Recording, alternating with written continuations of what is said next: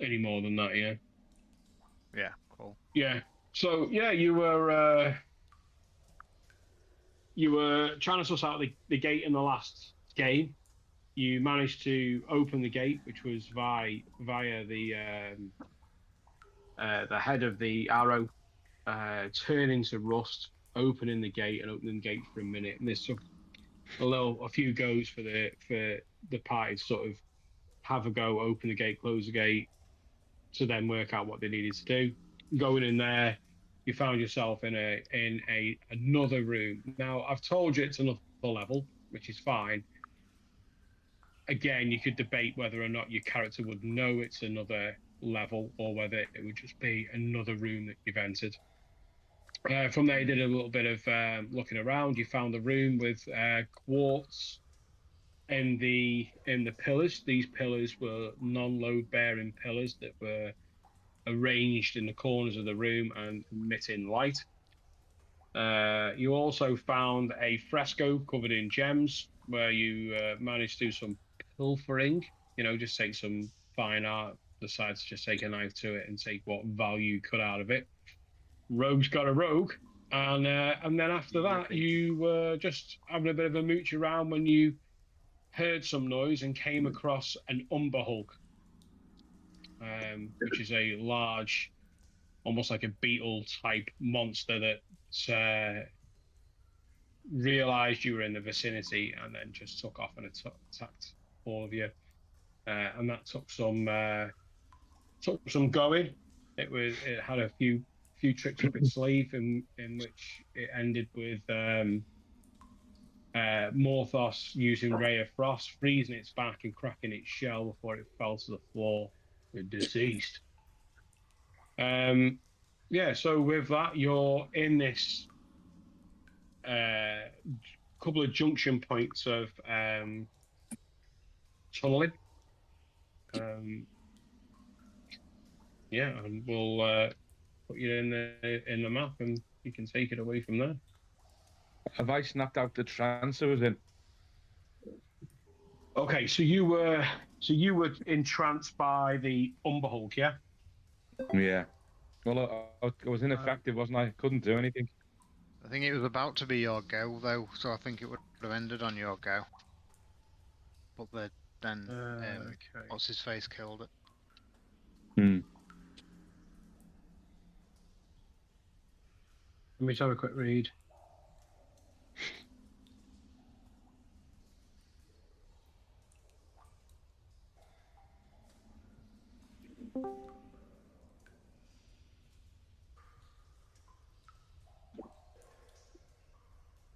Okay, do me a favor then for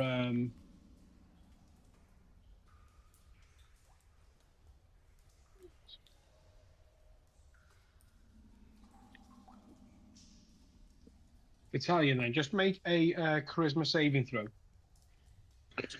Okay, now. Here we go again. You had to ask. Well, yeah. Yeah. First roll of the night if you want. Drum roll. Okay, now, here we go. First one for a while. Oh, get in! Natural 20. Nice. Oh, You die. No, I'm missing. Yeah. So on the crash of the Umber Hulk, and it causes a thud as it lands in the floor. You see these like beetle arms and clawed hands, these coarse hairs over the forearms, the shoulders, the back. You just see it crashing into the floor. You see that the frost, which is spread over the back of the Umber Hulk, starts to, from the center, just start to melt away, leaving it dead. You sort of snap out of it a little bit. Well, like not dazed and confused, but like a little bit. Hang on, what had me then? You know what I mean? That sort of feeling. And yeah, what would you guys like to do? Can I have control of Isla?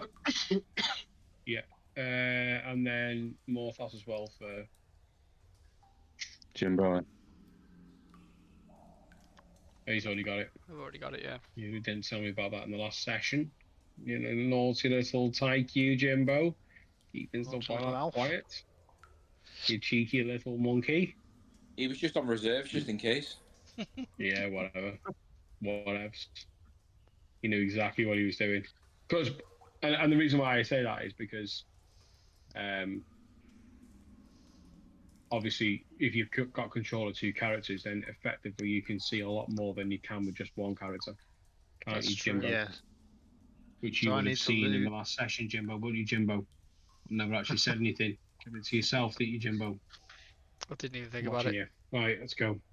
Yeah, So whatever. I need to lose. If Tally. anything, it helps the video content. Yeah. Italian, yeah. Is anyone else sharing a character? Just Saw, who technically should be off the map. Saw should be gone because I bamfed them out, but I will probably bamf them back in. That's up to you what you do with it. Everyone shares the torch, don't they?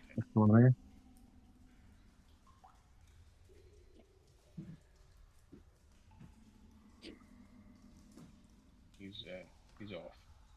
Saw, being a wee birdie, had decided to flap out of existence as soon as it saw that insectoid beastie.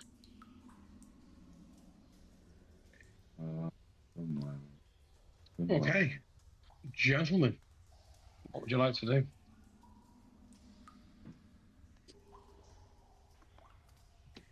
We didn't. Did we open these doors near where Isla is? No, they're we still did, closed.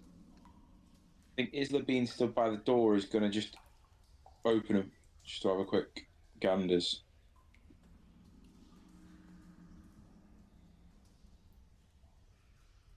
And Megan's going to come to there.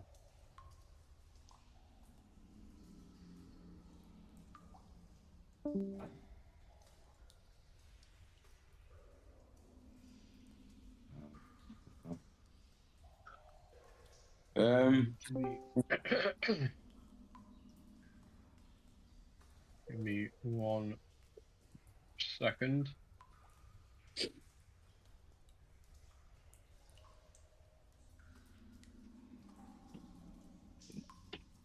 Well, you've got that 1 second. Can Isla call in Negan?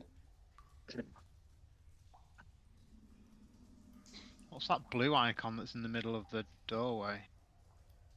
It's a hammer, isn't it? Oh, is it? Isla's Isla's spiritual weapon. Nice. If you just hold fire for 1 second, just while I make wick. Oh God, Isla's got in. Oh, Isla's dead. He's been attacked. Get out of here, Lynn. The door's shut behind him. Oh. Okay.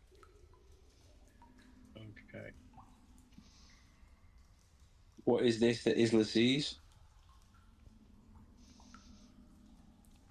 Oh no, Jesus, he we've not sees even something. caught breath after the fight. Okay, so Isla's walking through into this large passageway, which, as he's sort of getting close to where the wall comes to an end, you can start to see that there's a huge sort of like archway, and the room beyond looks like it's just heading off above. It looks a lot larger in its height than the rooms that you've seen before. The room itself is brightly lit. There are 4 pillars in this room, very similar to the room that you went in before, where there's quartz that is wrapped around the pillar. So this is like a quartz vein that has been uncovered, mined, rough cut, and made as a pillar. It's very aesthetic, but also very, it's not refined, it's not very rough, it's just been put there. So there's these 4 glittering quartz rocks like we've seen in the previous room. At the other end of the room, just roll a perception for Isla. I'm going.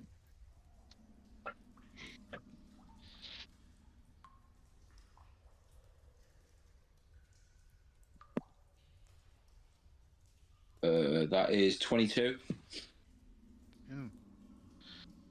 22. He can see that down the bottom of the room is a set of doors, and each side of the door there is a figure of armor.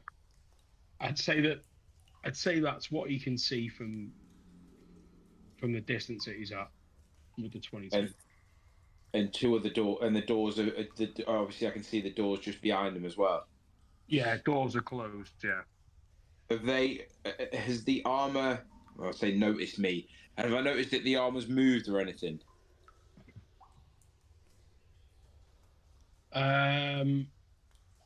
Like at this No. point, would I think that it's just a statue, or would I think it could be a person? You can see that there are two sets of armor either side of the door. What that looks like, you don't know. No. But movement Okay. hasn't been removed. Is going to moonwalk backwards towards the door there, and then tell Negan, and then Negan's going to just go up to here and just tell everyone else that there's a big open room with two what look like statues at the end with armor on, and two other doors.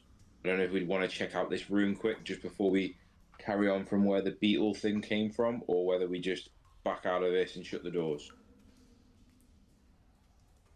You'd probably look around the corner there and see Tavis kind of drop to his haunches, kind of rocking a little bit backwards and forwards on his knees, saying, "I'm sorry, guys. I'm sorry. I thought I was hidden. I thought I'd stealthed away from it. I used saw. I looked through his eyes. I don't know where that thing just came right through the wall. We've got to be really careful about walls in this place. What the hell was that? Does anyone know what that was?"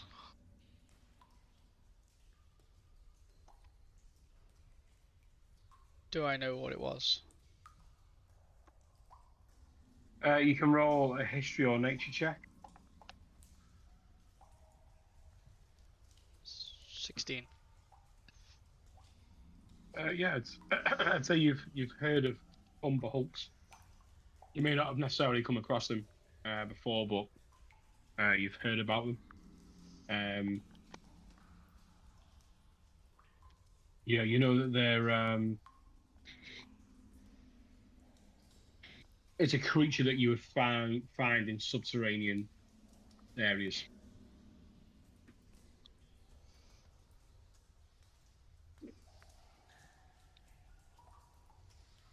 Yeah. Heard of creatures like this before that live down in places like this called umberhulks. I mean, it was bloody scary the way it just came through that wall like it was nothing. It's like, and then like, how does all doing weird stuff? Dalian didn't even fight it. Negan, you ran off in a random direction. Thorin, you smacked the shit out of Talion. What was that all about? Yeah, what was that all about? I don't know, something my actions weren't my own. I don't. We gotta be careful, guys. Careful.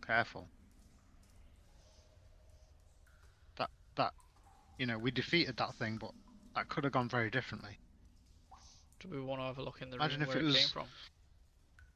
Imagine if it was Negan attacking Dalian and not you, Thorin. I mean, no offense, that staff's pretty cool, but Negan with either his hammer or his axes would have been some serious damage. Is everyone all right? By the way, I'm a bit banged up after both the zombie beholder and then this Umber Hulk situation. No, I've had How's better everyone? days. Okay. You fit and firing, big man? Yeah, no, I'm pretty good to be fair. Even though I didn't get to into the fight, like I say, I don't know what was happening, but I felt control like that before on me, but that was something else. But yeah, I'm good to go. But if anyone else needs a rest, but like I say, there's this room in here, but I don't know if there's something in there with us or if it's not.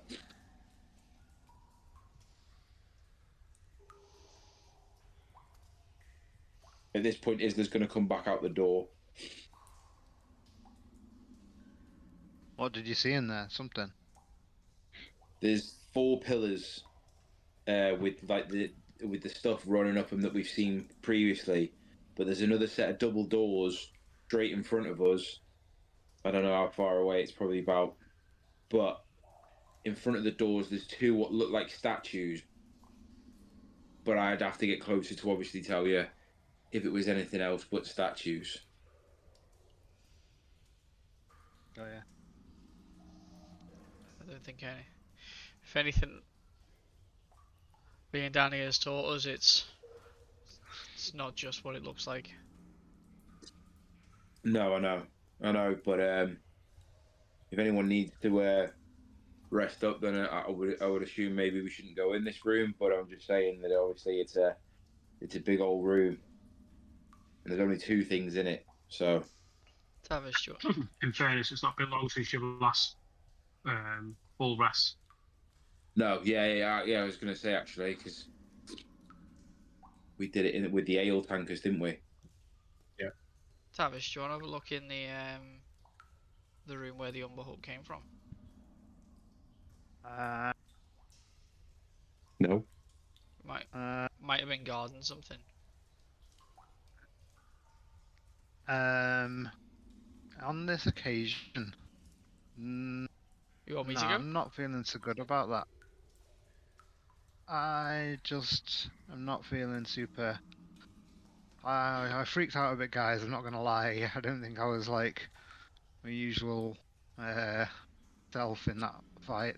The whole insect nature of it has really spooked me. So I don't want to say no, but I'd rather not. At that point, then I'll turn into a wild boar and go and have a nose. Boom. I love how Talion always just becomes a creature and never explains to anyone it's about to happen. Always catches you by surprise. Shit, boar.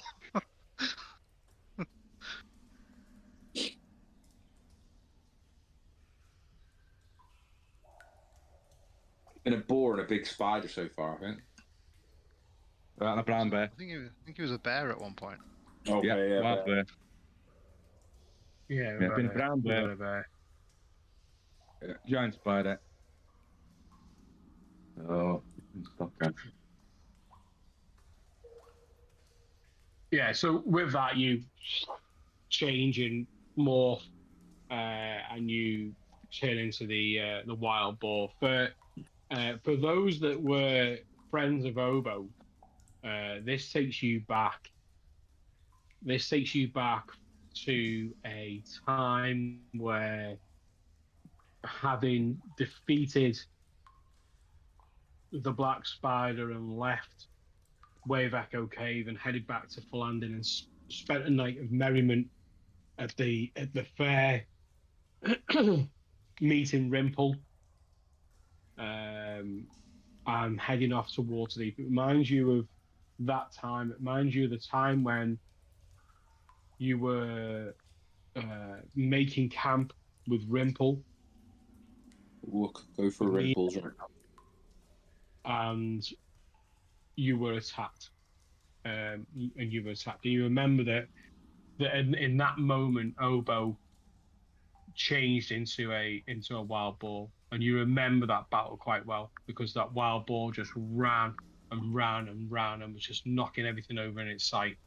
You've seen the fury and the energy that wild boar had, and seeing Thalion do the same to change into that wild boar brings back and evokes a lot of memories of that time. Thalion, you make your way into this room that has been trashed, and it has been. There is what looks like broken shelves on the walls, just bits of parchment and paper that's scattered around. It looks like someone's turned the room over. Just make a perception check for me, please. Perception. You have advantage because you're an animal. Oh my god, the min-max has Oh. arrived. Fucking hell, we've gone for the fucking sublimes, the ridiculous here. Natural 1.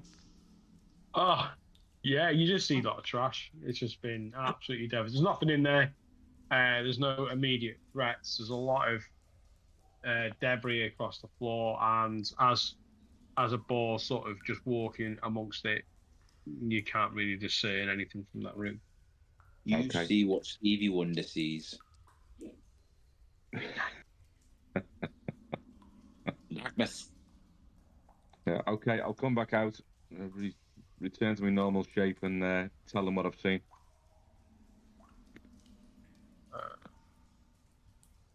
Detritus. Right. Take it off there. Oh.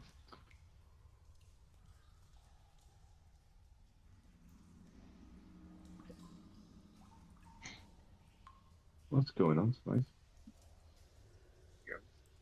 I'm changing your character around, so I'm taking you off the character and then putting you on it. Each time you make a change, it's asking me to refresh. But if I do that, it sends you back to a place you don't want to be. We'll have to figure out a slick way of doing the wild shape, I think. Whether we just leave your character where it is, or... Yeah, I just need to update this computer, which I'm going to be doing shortly. So.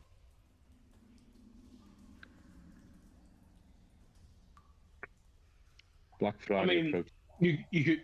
I'll allow you to have another look now. You're back to your normal form. If you wanted to have another mooch, you're a little bit taller and. Yeah, I can go back in now, can't I? Because I know what's in there. There's no apparent danger or immediate danger to me. Yeah, I'll allow you to make another perception. Like it's just as bad, mate. Right, let's have another go. Natural 20, 27 in total. What's going on here? Brilliant. So you can see that there's a lot of glass in and around the sort of periphery of the room, particularly where the shelves are broken. You get the feeling that a lot of this glass has come off the shelves. As you sort of sift and kick your way through it, you can see there's like tops of bottles, smashed bottles, corks in them. You sort of have a look around. You can feel the grass and hear it crunching underneath your feet as you're walking. Picking up one of the glass bottles itself, dry on the inside. You find like there's a base of a bottle. You can see there's the bottom half of it dry. You rub your finger in it, have a bit of a smell. You get a slight smell of alcohol in these bottles. As you're just sort of picking one up and another, you kind of get the feeling that that this may have been a store for alcohol for whatever purpose, whether it be medicinal, whether it had been for recreational, you don't know, but you get the feeling that a lot of these bottles have held over time various types of alcohol. Okay. How about the papers, parchments, anything, any notes? A lot of the stuff that as you're sifting through is crumbling, just going to powder. A lot of what you're finding has got dwarven runes on it. Have you got dwarven as a language? Yes, I have. So you can see on there that a lot of it is about quantities of alcohol, and in particular more along the lines of ingredients. So it would have things like hops or rye or whatever it be that's been involved in the alcohol. So you get the feeling this has been more for a consumption rather than a medicinal purpose. Yeah. Okay.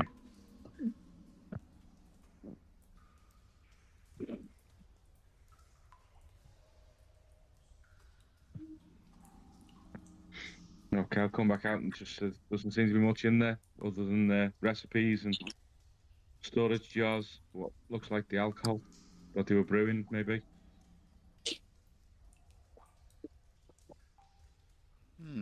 Yeah, like beer or like spirits? Because we were in an ale house before, weren't we? Like they had big yeah. brewery vats. I think it's that sort of thing. As I say, that a lot of the stuff is smashed, broken. You can smell the alcohol, but it's not quite specific. But there are some recipes for making some brews. So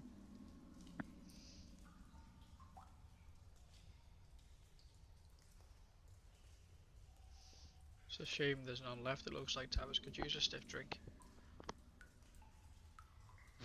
mhm. Speaking of, I am not feeling my best, and I'll slowly like drag my way up towards where Isla was and said, I don't mean to be cheeky, Isla, but any chance of a bit of healing so I can be more like my best self if we come up against something tricky? Yeah. What does he usually use for that? Think it would probably be cure wounds. It'd be cure wounds direct by touch or healing word, which would be less heals.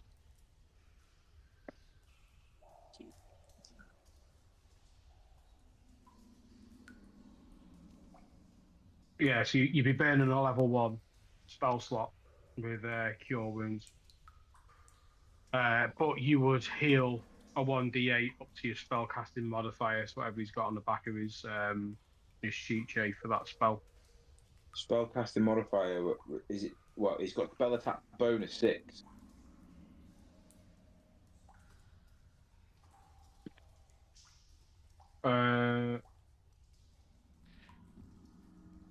It probably. I go with that. I think it probably for those that are using spells, Jimbo, that's probably right, isn't it? It's plus your modifier anyway, isn't it? So that will be the 6. So yeah, it'd be a D8 plus 6, but you're burning a level 1 slot for Isla. Okay, so I'll just sort of put my hand on his shoulder, and he gets 12 hit points. So Oh, as Isla reaches up and touches you on the arm, just literally for a split second, just as that washes through, and you feel this relief of pain, you feel the healing washing through you. You feel it like it is a wave, and as that wave passes from one side of your body to the other, you get this. Did I pick that up? Didn't I pick that up? It's a bit strange. For a small instance, you feel like you smell the sea, like the salt of the sea, as it washes through. sweet.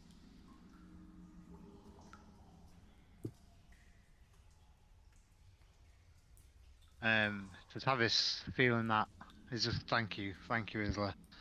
And then his mind jumps back to a dream, a vision that he's had, where there was he was on a hill, and it was a dream or a vision, and he saw the sea, like a tsunami coming for this place, and he just shakes it off to thank you, but kind of stores that in the memory banks for the future.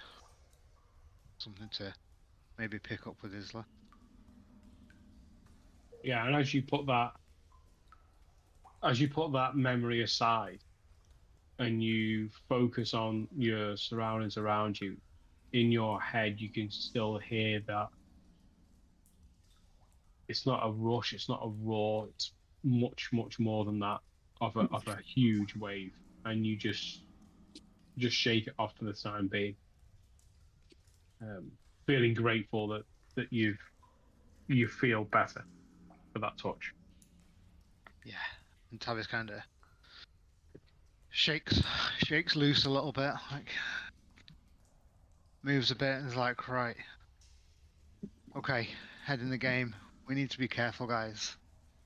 I was pretty careful trying to explore that room and this thing, even though I'd hidden or tried to hide, tried to be stealthy.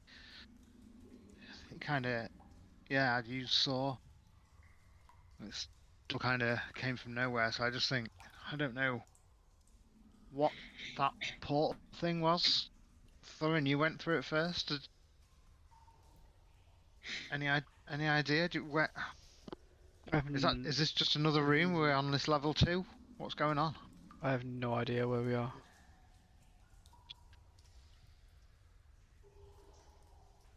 It's not like we've come.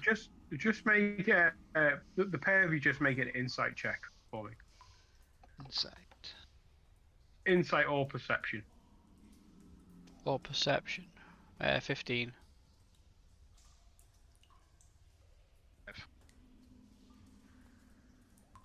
What was that for Tavis? 5, sorry. 5. Bad. On the 15 then, well on the 5,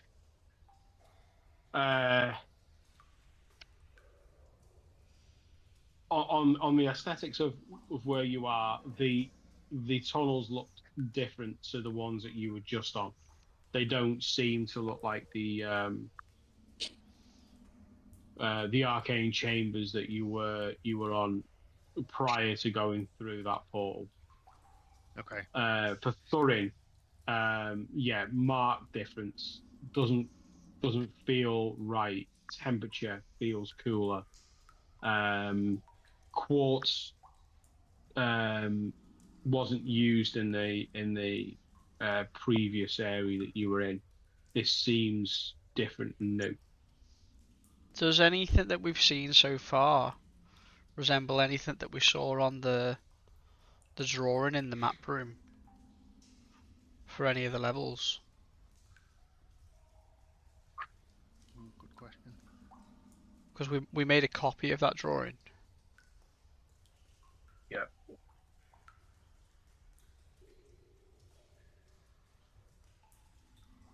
You just give me 1 second.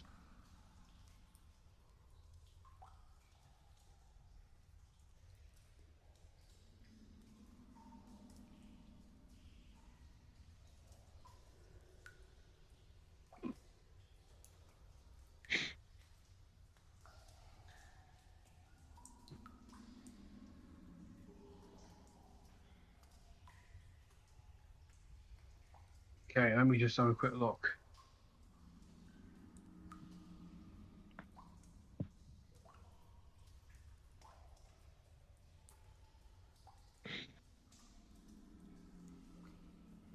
Okay, so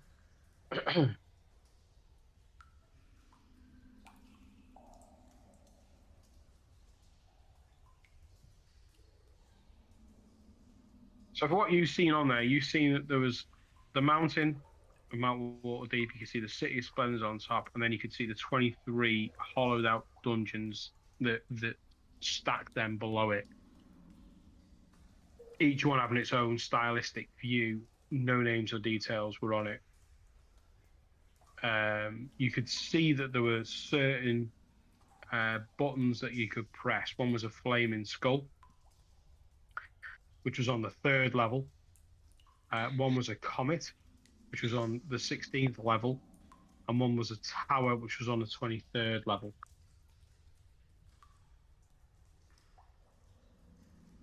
I mean, I'd say history. So you drew it.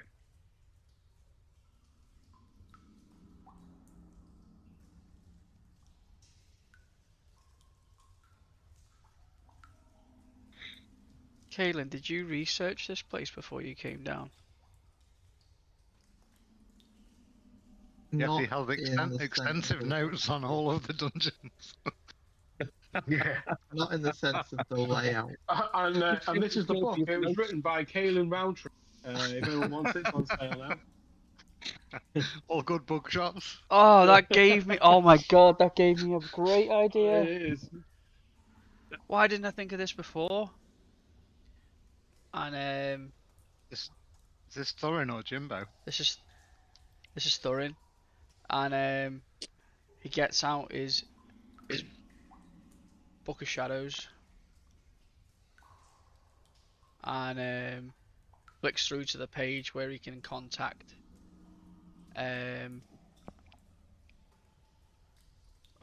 what's the name? The barman from the Yawning Portal. Okay. Durden. Turning, and Don't. flicks through to that page and writes in the page. We went through a gateway with the picture of a rust monster. We're in a tunnel with Tell him the gate was on level 2. with quartz and glowing crystals and crystal artwork. We don't know where we are. Do you know?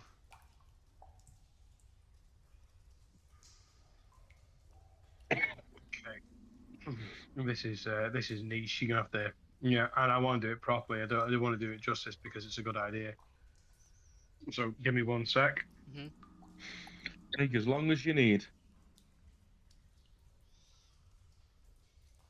Pulling up Dernan's stat block for those that want to know. Nice. Tavis sees Thorin, remembers what he's doing, is like, oh, that's a great idea, Thorin. Like, money comes and goes, but the magics that you've got in that book is worth more than gold, and I'll give you a bardic inspiration. It was How are you going to inspire him with those words? My Hallmark card, or are you going to do it properly? No, I'm going to use I'm going to use those words because that I'm going to use those words because that money comes and goes thing is a quote that Thorin's used several times. It is. And Tavis has clocked it. Nice. Take an inspiration for that one. Oh, thank you. So that's an inspiration then for you. However, I'm on the roll, so you're not inspiring Dernan. No, I was trying to inspire Thorin. Just go. I don't know if this is going to give Thorin a roll at all. In which case, he'll obviously have inspiration.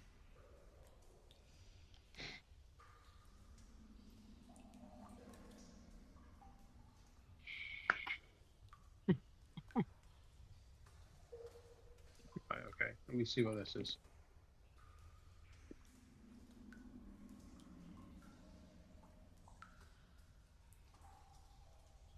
Okay.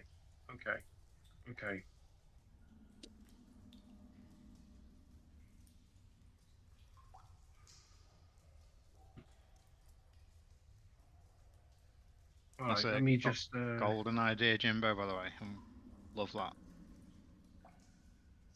Literally just thought of it then. Okay, it was Jimbo's reaction and the Thorin's. Beautiful. All right, give me 1 sec. Let me just.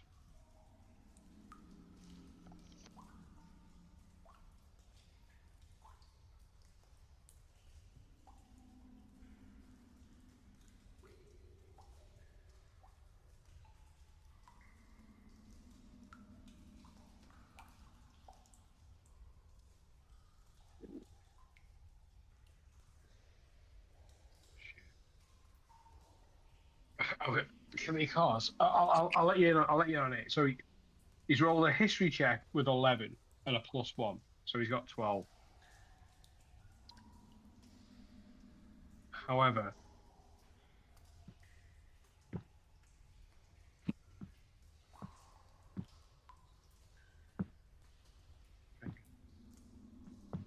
He's proficient with the dungeons though. hey, He's proficient with the dungeons. Are you telling the DM what an NPC's proficient in?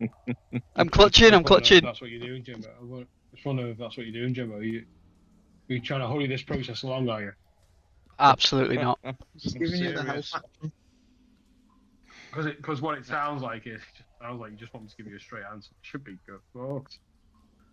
Right. That's not going to happen. That was some top nerding there, Mr. Q. Right. Okay. So I want One of us. from you, Jimbo. I want the specific question. So what spell are you using?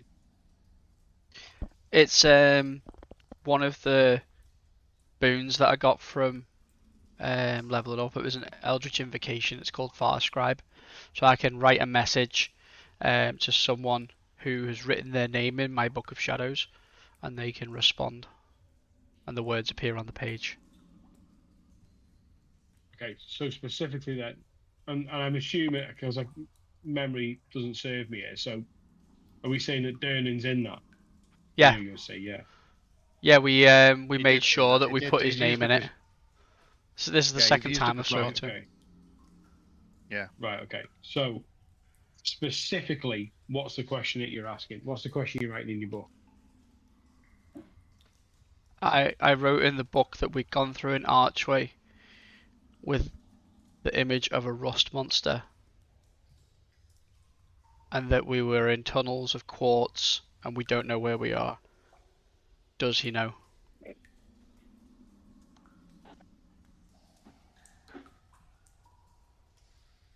How is he? Are you pooping? Are you pooping? Is the bar up and going? What's You the just- special you- tonight? You get one back just saying I'm serving ale. Go away. No.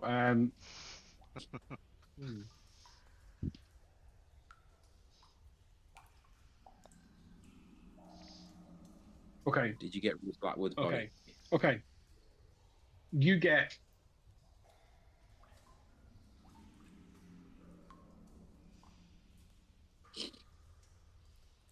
okay. You get written back to you, dwarven, question mark.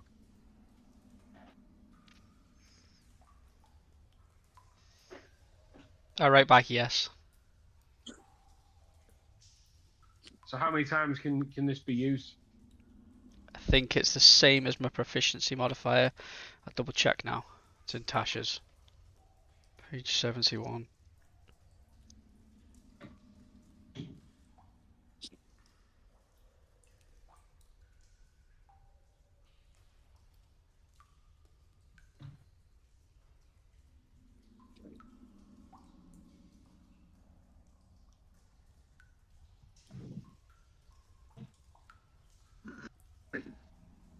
Yeah, you can. With your permission, a creature can use its action to write its name on the page, which can contain a number of names equal to your proficiency bonus. It doesn't say how many That's a number times. of people. Yes, it doesn't say how many times you can use it. So I suppose it's how many What times. page is that on, mate? Page 71. But it'll be how many times. Tasha's. Yeah. How many times I can use an Eldritch Invocation. It'll probably be it. Maybe.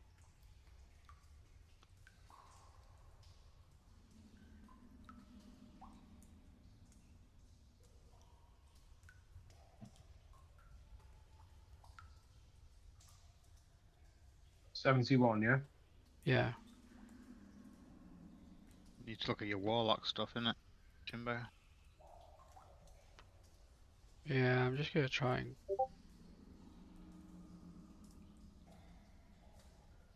See what Google says. What is it? Far Scribe? Yeah.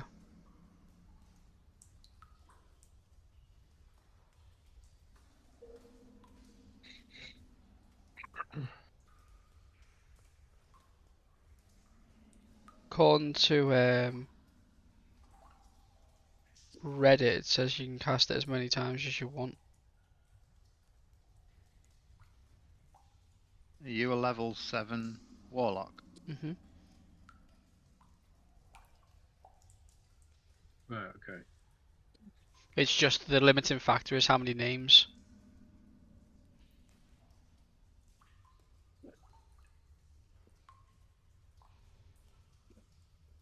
Okay. So for the sake of it, seconds. Which kind of makes sense because I use Agonizing Blast for all of my Eldritch Blast attacks. I've made a note. It'll go in the.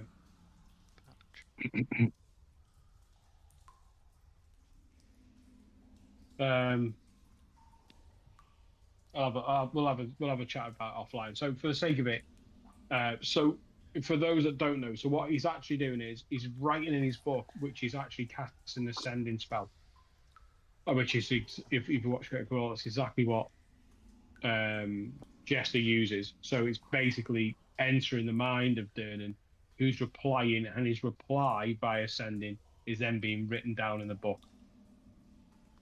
So it sounds very much like Tom Riddle's diary, doesn't it? Yeah. So you see written back dwarf exclamation mark or dwarven exclamation mark question mark. I'll get it right eventually. And I respond, yes. He then replies, you see this scroll just appearing across the page. And he puts on the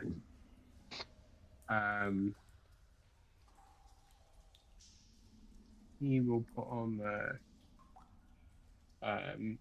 6th level, lost level, exclamation mark.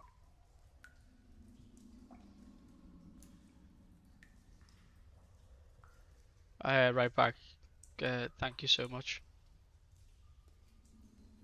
And he writes back, leave me alone. I close the book, put it away. Durnan says we're on level 6. Lost level. Level 6. A big jump. Whoa. Okay. Have we ever heard anything We about got the lost level?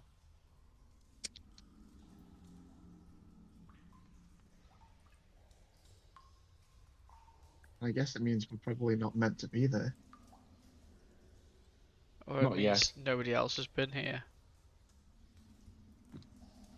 That's maybe why I was able to prize all those gems from the wall.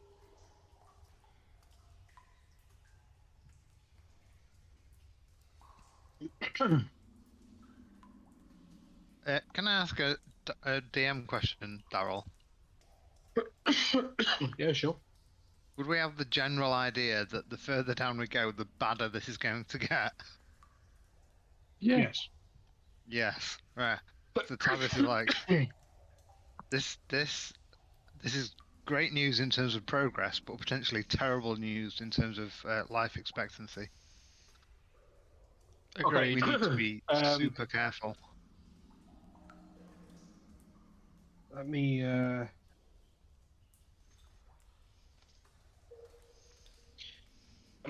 So, reasons for being down there. What were the reasons for being? What were the tasks that you were given? What were the objectives you were given for the characters? We were told to go and search for this treasure, weren't we?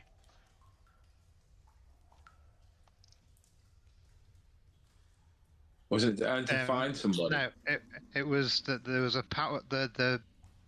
The head mage of Waterdeep was her power was waning. She wanted this magical item recovering because that could help to restore her. Basically, I think it was a she, the black staff, right? Our task is to head down here and to retrieve it. Was it Isla that had another reason for being down there? Didn't he have a Harper mission? Was it to find somebody?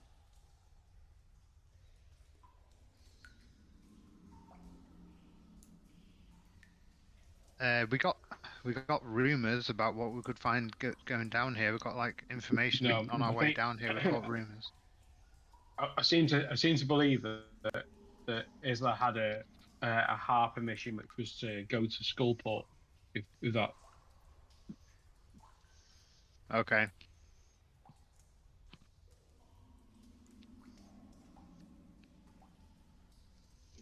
If it's not, if it's alien to you guys, I'll leave it. I'll leave it as it is. Yeah, I'm not sure. Yeah, I can't remember. If it was. Skullport's on level 3, isn't it? Yeah. And there was something we were looking for, a wand that was on level, also on level 3, or was it on level 5? It was the Because the level with we the got to forest, that wasn't it? mirror, and I scooped into the demiplane, a forest level. Yeah, but just make an intelligence check for Tavis.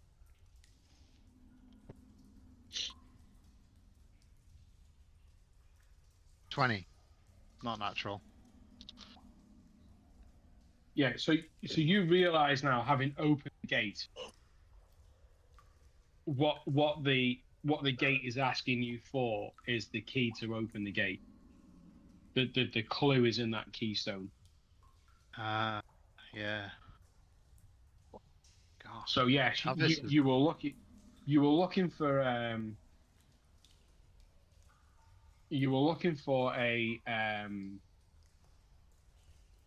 wand, because that was the gate that you came across.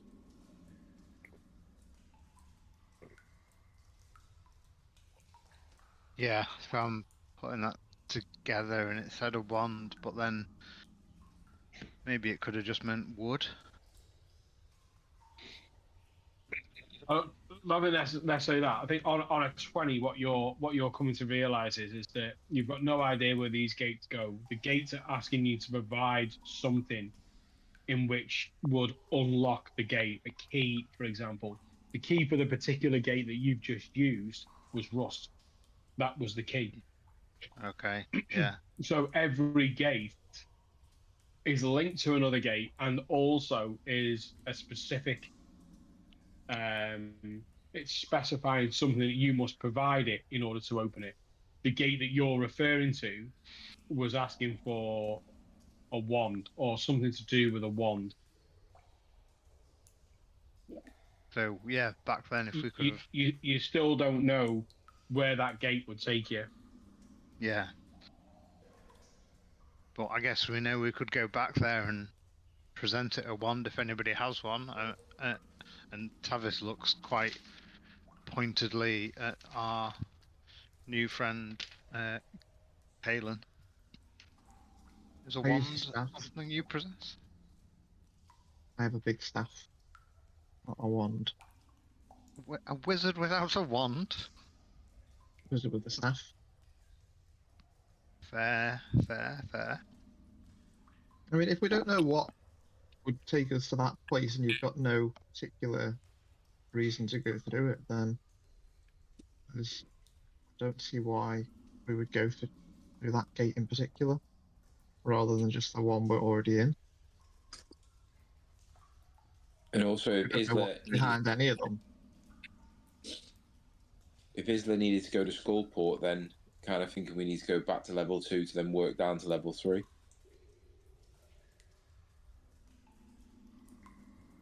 I was just thinking, knowing where we are, do we want to continue on this level, or do we want to make sure that we go via Skullport? Because Skullport's going to be somewhere where we can replenish our supplies, likely. Go back up to level 2. Yeah. We don't know if we're going to get a chance to get to level 3, which if that's where Skullport is, and Isla needs to be there, then I kind of feel like we haven't gone too far into this one where we could just get, well, hopefully the rush works on the other way and go back. I've just texted Muchy now just to see whether he replies now, because I don't want to put things in the group that's not there. I'm pretty certain that that's what he's read it anyway. I'm pretty certain that that's where he was something that he wanted to personally do. Mm. I'm going to ask two questions. I'm going to ask if that's the case, and secondly, if he would push, if Islam would push to go that way, just before you start making decisions on where you're going to head Yeah, to. okay. Wow, I'm fucking Isla.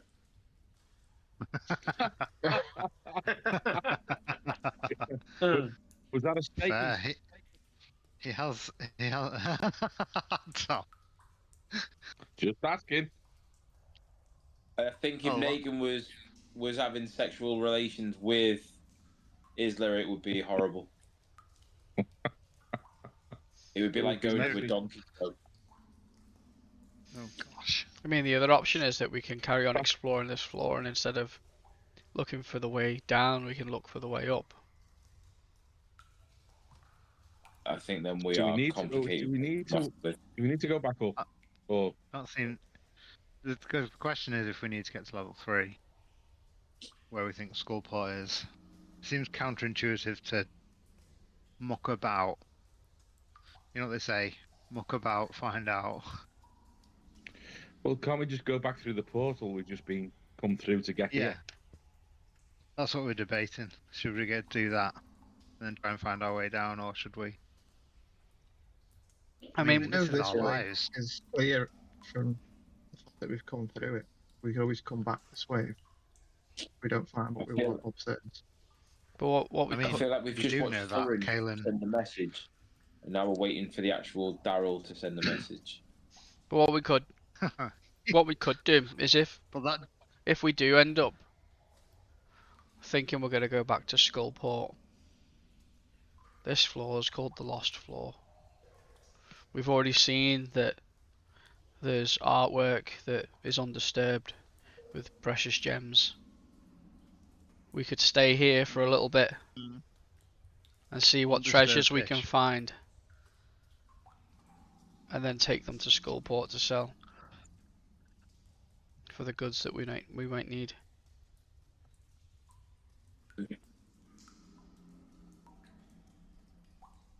Yeah, yeah, well, I mean, Rather than that's on the abandoning it basis straight that we away. could- Yeah, but that's on the If basis you're going that to hide it's anything worth good, something. then the lost level would be a place to hide it, wouldn't it? Oh, I like the way your mind works, Kaelin. Tavis gets that glint in his eye. We're calling it the lost level, but it is level 6, right? It's a big jump from where we were, guys. Yeah, but there's like 7 of us, so that's like less than a level each. There were 5 of the fine fellows of Daggerford, and as far as we could figure out, they all died on level 2. Yeah, but they were pussies. We haven't seen you do anything yet. Well, I So got, much he I'm can't down get this to his far. he can't get to his notes at the minute. He seems to think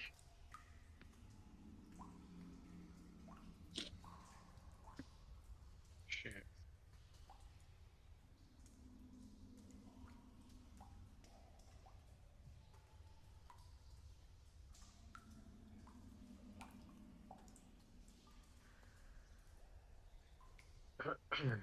Yeah.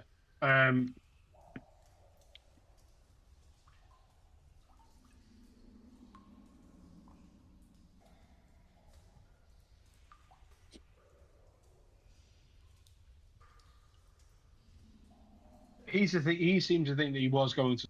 When I've just jogged his memory over what he would have been going there for, he doesn't remember. He's now asking me whether it was a spoiler. Why don't we do what Thorin said then? If we do a little bit of a reconnaissance round where we are now. Yeah, it's a good point. If this is the lost level, then maybe not many people have been down here. I was able to jimmy some gems out of this fresco situation, and if people come down here mainly looking for treasure, but can't stress What this if- enough. Let's be what if- really careful. Yeah. What if more beetles come after you, Tavis?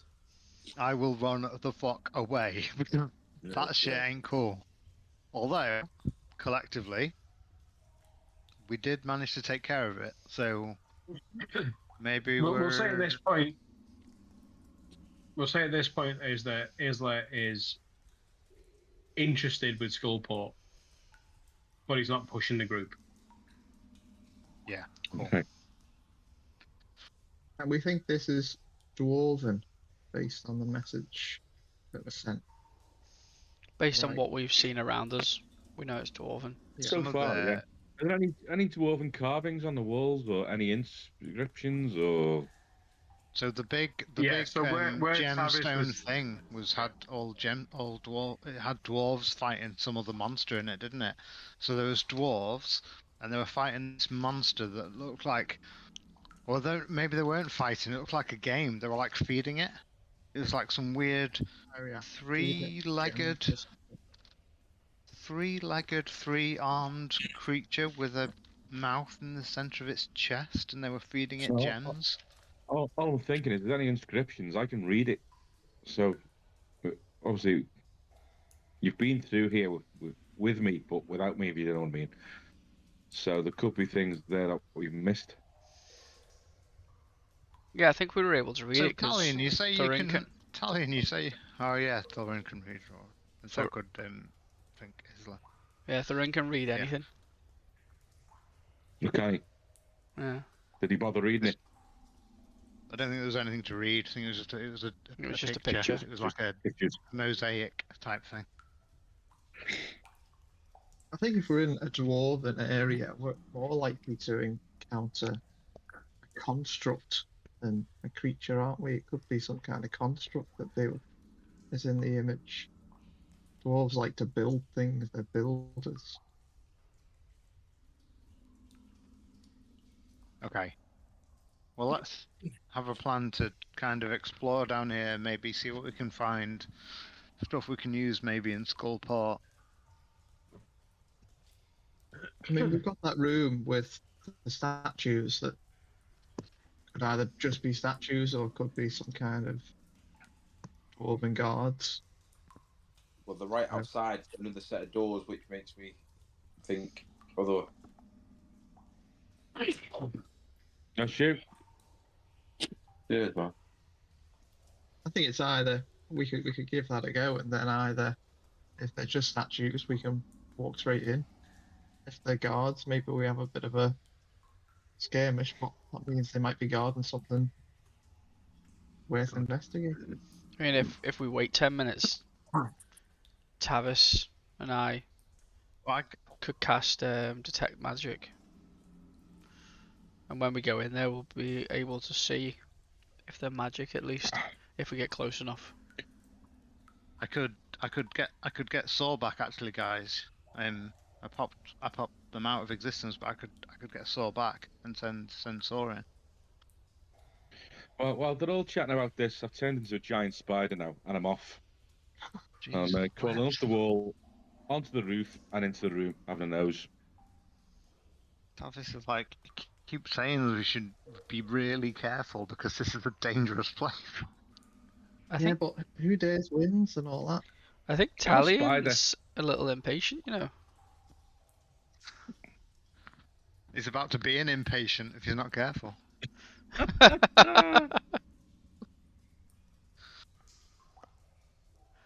I don't think he likes talking about stuff. I think he's a doer. How yeah? I How think many I wild would like shapes to you go get to the doors and peek my head in as well. Sorry, there are all the questions going on there. How many wild shapes you get per rest?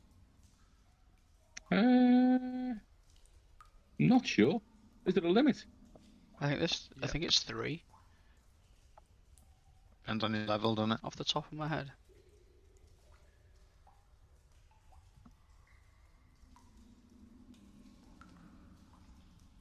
And it depends on your circle. Are you level 7 druid, Tom?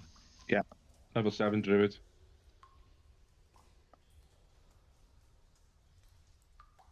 What circle? Off the top of my head, I couldn't tell you.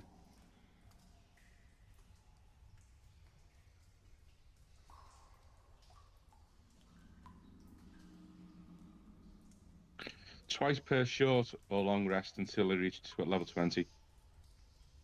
Okay. So this is your last wild shape now. Yeah. Until Just long the two. rest. Yeah. At level 20, I can do it whenever I want. Not that I'll ever get there. Yeah, you see that his form twists quite grotesquely. Really, I often think of the film The Thing when I think of a druid changing. You know, these legs sort of forming and sprouting out, and you'd see his form just change into this giant spider that quickly scurries in a. If you're arachnophobic like I am, just start scurrying up the wall and onto the ceiling and round again, and does like a spiral as he's flexing his new form.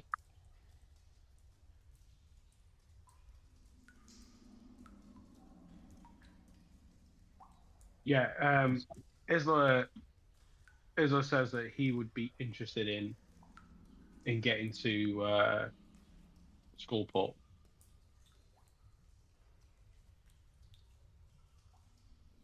Hmm.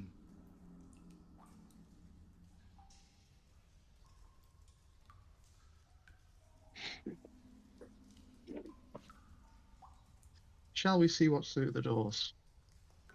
I'm already in there. I'm on the He's ceiling on his somewhere. way, isn't he? Yeah. You need to move I'm your scurrying spider off. form, Tom. So, I would like to step inside the room, follow him, but not too far in.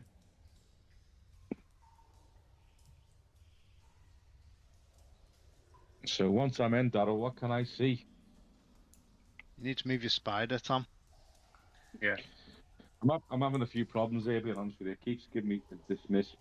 So Oh, okay. I'll try. No, I've it keeps moved going. him. I moved him forward. Yeah, you can do it because something each time you change something, it just goes belly up. Right. Okay. Like I said, we need to find out. I'd like to keep the tokens right in terms of when you wild shape. Yeah, no, But yeah, yeah. yeah. Okay. Okay. Yeah. So you can see that the room beyond this sort of passageway is lit by these four quartz pillars. Yeah. From where you are, it just looks like it just opens up. You can't see a continuous ceiling that goes across. That's the key point. It just looks like it opens up beyond the 20, 25, 30 feet until it opens and the expanse opens out into the room beyond it. Yeah. Okay.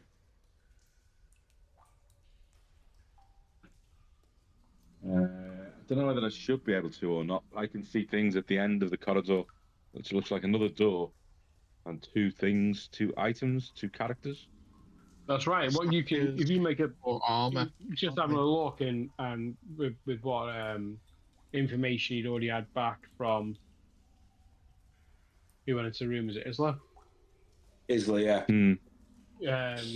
You can see that there are two suits of armor down the far end, either side of a door. Yeah. Okay. Is there anything else in the room that I can see?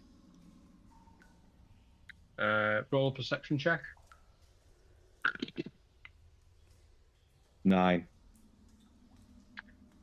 Just the pillars. It's just lit from these pillars. These four quartz stone pillars. Okay.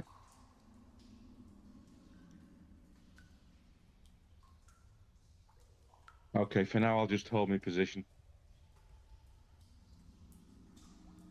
And Did you say observe. you were on the ceiling? Yeah. Spider climbing upside down on the ceiling. That's amazing. Love that. Can I can Tavis blink saw back into existence, please? Yeah.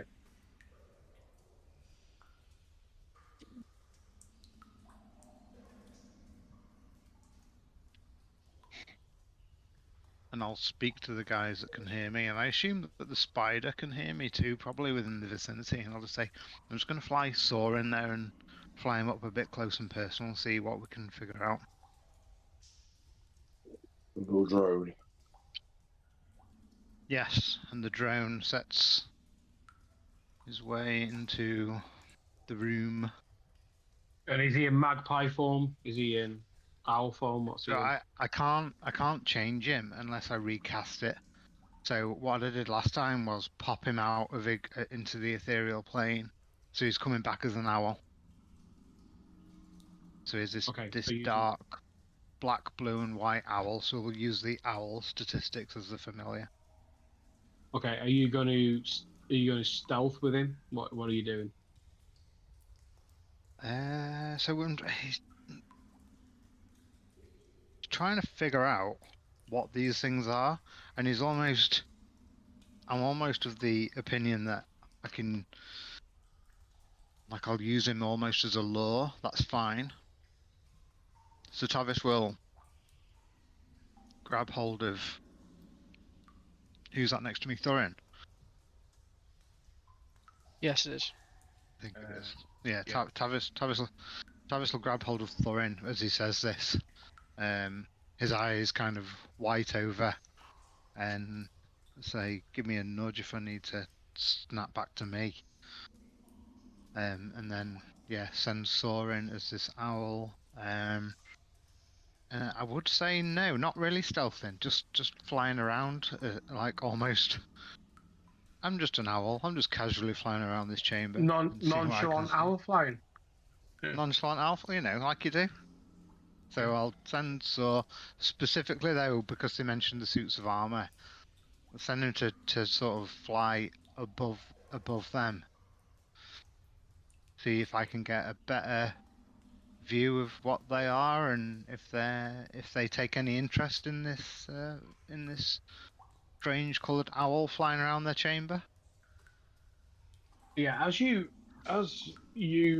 shift your vision from yourself, leaning into Thorin, and take on the vision of the owl shape, still with the magpie colours.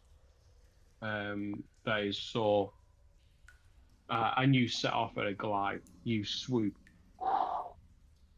into the room and head up, and you can see that this roof is actually dome shaped, 30-foot high. Okay. You think like planetarium dome. It's just got this perfectly smooth wall to it. You head off, going round one of the pillars. The lights catching your eyes as you move. You can see that there's a set of double doors that are on your right. You're swooping round now towards the double doors with the armor. You can see that the armor looks empty. It doesn't look like there's a form within the armor. But as Saw swoops round, what you do catch, actually, perception check for Saw. There's something there. It's a catch, but does he catch it? 18. 18. He does. As Saw just comes round, you just catch in the corner of your eye is that the armor, the head of the armor just shifts to watch Saw move, and as he glides, it moves around and it's just keeping track of the motion of Saw. Cool. The rest of the room seems empty apart from these stone pillars. Cool. I'll keep Saw there in the middle of the room, just kind of keeping a little circuit in the middle, and Tavis pops back out into Tavis and is like, "Okay, guys, one of those suits of armors was following Saw around the room. It's like animated or alive or something. So potentially." So do you think they're protecting that door? Seems like that. One way or another. Seems like if we head in here,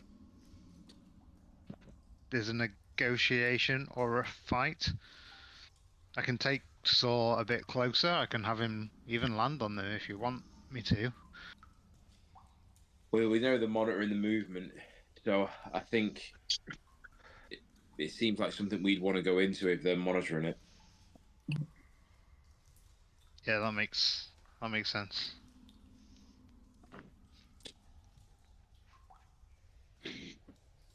Isla is gonna, with his natural stealth, and go to here and then go around by the pillar there.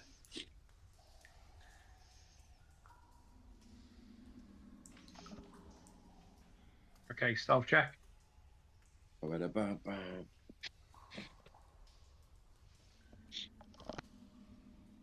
That is an 18. Nice. Give me 1 sec. I switch.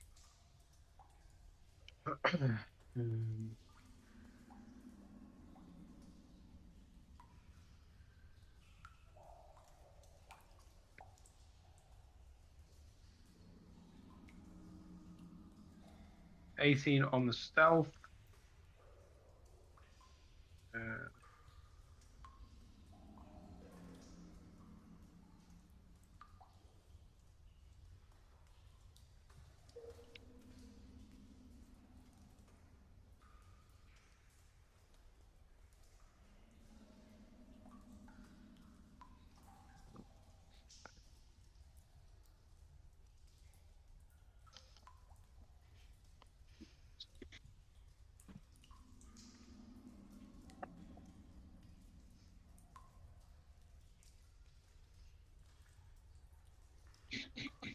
Interesting. Move closer to Kaelin and whisper to him. Kaelin, are you able to make anybody look like a dwarf? I'm not. You make anyone look different? You still near me, Thorin? No, I was asking Kaelin. I know, but are you still near me? So would I hear this? Sorry, gents. Just give me 1 sec. Yeah, I suppose you would. Just remember that. Was it? What was the stealth check for Isla? 18. So Thorin, you've Give me seen 1 me sec. make myself look like Blackwood before? Yeah. So you would know that Tavis can do that, Okay. or could do that.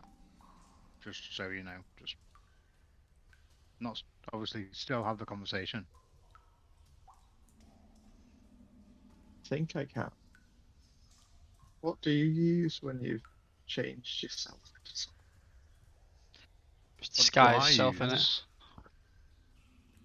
I use a makeup set and a change of robes. No, I use the spell disguise self. Do you tuck it as well? I was gonna say It that. took me so hard. That's what Yeah. that's what Thorin can do. Silence of the Lambs. Thorin's got a disguise kit, That, but Yeah, I you've don't got, think it I've got turns people into anything a human, doesn't it? But it wouldn't turn them into a dwarf. No, I can headband. change. I disguise self. I can change shape. I can make myself quite a bit shorter. I think he's talking about the headband. The Circlet. headband turn into someone if it turns into someone important, but I don't know if that would work there. I think it's more like he's likely to be dwarven, isn't it? Oh, If the only we headband had a from the dwarf. thingy. Yeah. If only we had a dwarf in the group. Summon Ulfgar. He walked out of our lives. Cast the spell Summon Ulfgar. No, I can disguise self. And I could Morthos make walks myself. over. Who's Ulfgar? Some dude. Goodbye, horses. Hello. They're running after you. You fucking tail. Right. Why'd you ask for it? Well, everything here is dwarven. So maybe they're more friendly towards dwarves.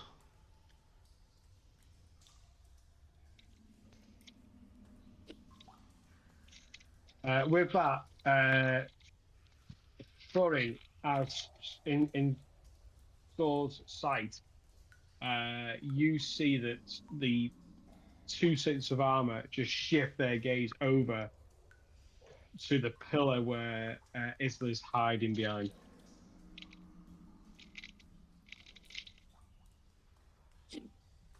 It was Like a at that predator. moment he realised he fucked up.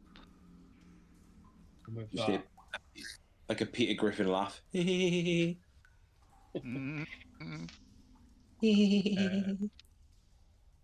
you can see that they start to move away from their spot. Just have a quick look. Go with this one.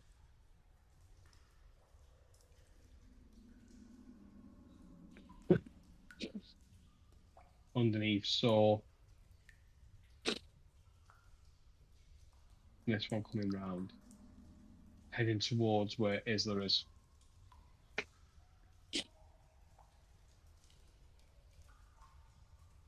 Do they appear to be Even though his drawing any pride is in- weapons?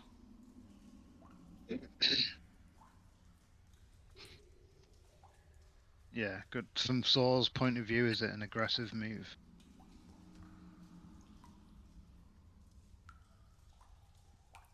I mean, you'd have to assume the worst, wouldn't you? Because if they didn't see a problem, they wouldn't move. No, it could be. As Level as 6, they're walking, everything you is can see them sort worse. of like clunking sort of mechanically. Maybe not mechanically, maybe autonomously is more the word. And you can see that in their hands they have these huge battle axes, one each, as they're starting to walk over to where Isla is. Okay. It was a chameleon. Can As Saul sees this, Tavis says, "Isla's in trouble, guys. We gotta help." I can see down the corridor even though there's a big old spider in the way, can't I? Yeah, It is spiders on the roof. ceiling. The roof. On the roof. Looks like he's on the fucking floor, lads. Have I got to watch my movement now, or can I just get into the room? Because we haven't rolled for it. Stop fucking eating. You can see that they're approaching. Depends on where you want to go, doesn't it? Well, no, because can I just walk straight into the middle of the room now, or do I have to walk 30 steps, 30 feet? Go wherever you want. You can go to maximum 30 feet. Tavis, I think, would start diving in, knowing that seeing that Saul, that these creatures are approaching Isla. Tavis would start running.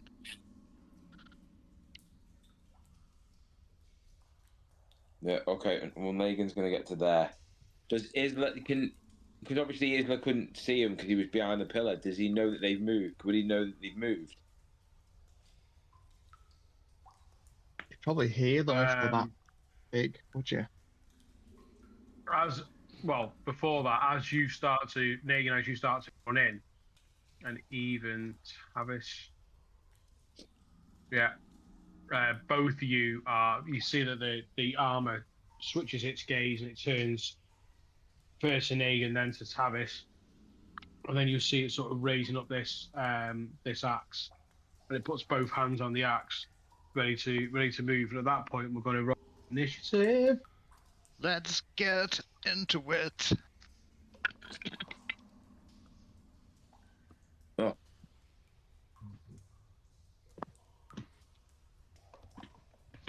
Ah, 14 and 13. 14 for Negan, 13 for Isla. Big money. Tavis. 16. Tavis. Did you say Tavis? Yeah. Tavis sorry. has 22. Thorin? 19. Morthos Talia? got 1. 16. Morthos is 1. 1. He rolled a 2 and he's got a -1. Caleb? -1 to initiative. And then Caleb? 12.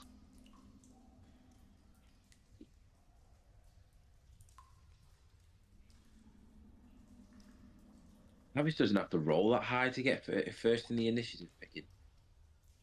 Who are we missing? Is everyone? Saw got 2, but is it easier? Because I've seen this in D&D. I just do it on rolls your turn, sometimes. mate. No, Saw Just do it just on go on your my turn. turn, yeah. I rolled a 14 to get 22. Jesus. Daryl? Yeah. As I saw him obviously holding on to his great axe, I just want to pull out my molten hammer. Okay.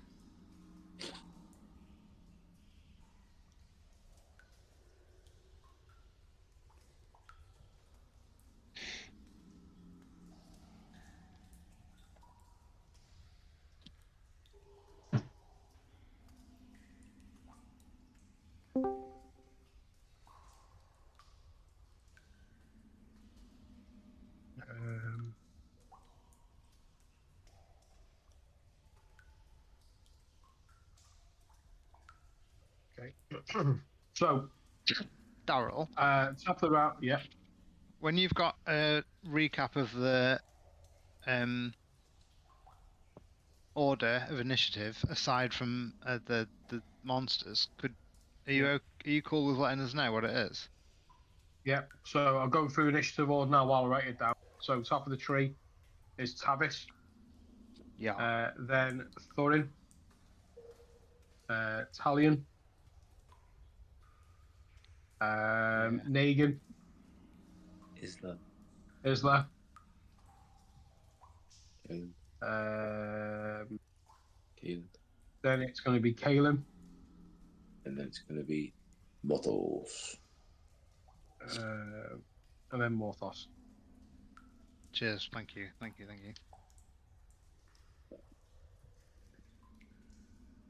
Okay. So top of the round then. Battle music, if we will. Tavis.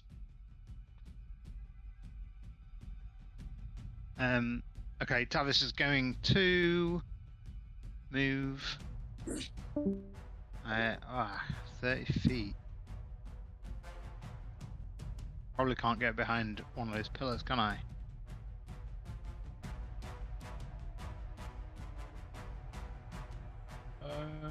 Yeah, I'd say so, yeah. Oh yeah, sweet, okay. Either or. Okay, so Tavis is going to try and move and hide behind this pillar.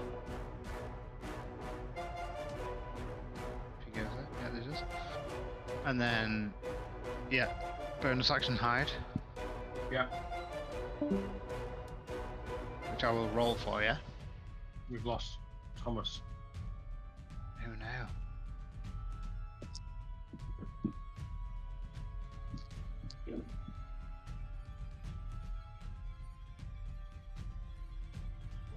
I wonder what you can do as a spider. Do you want me to carry on? Yeah. Carry on. So bonus action, so movement, bonus action to hide. Yeah. So that's 21 for stealth. Yep. And then, I mean, tell me if I'm doing this not okay, but pop out and fire 2 daggers from the side of the pillar. So we use the brace for flying daggers, just skulk out and fire and hit that twice.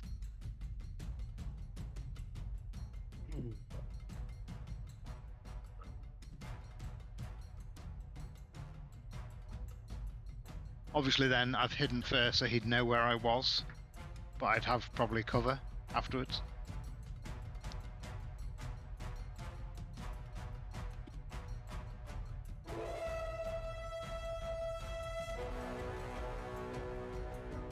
Is there music? Because I can't hear it.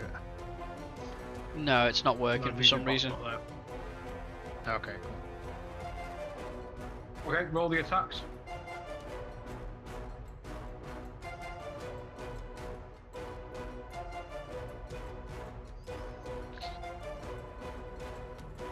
The first one's a 16. Okay. Second one. The second one is 15. You pull one out the bracer. You let it fly. Misses. You pull the second one. You let it fly. Misses. He just seems to duck and move out the way as these daggers just get to him to a point, disappear behind, and then back into your bracer as you duck that back behind the corner of the or back behind the pillar itself. Anything else for Tavis? If they can speak, he'd speak to whoever's near and say, these guys are tough. Okay. Murray? Talion, you're next. So, if you allow me to use Saw at all, Daryl, I don't know if you will. He can't attack, but I could. My idea would be that I'd get him to use the help action and just start fluttering around this thing's head to try and give it the help action for someone attacking it. And how is it going to help? By being in its melee, by being in its face, by fluttering around and not attacking, but just being a menace. Trying to distract Okay. him. Yeah. Distraction. Yeah. Okay. Yeah. Sorry. Gonna try something. I'm not sure if it's gonna work.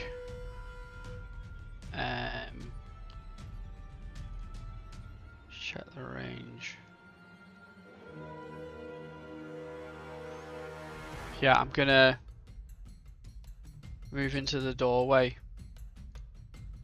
and the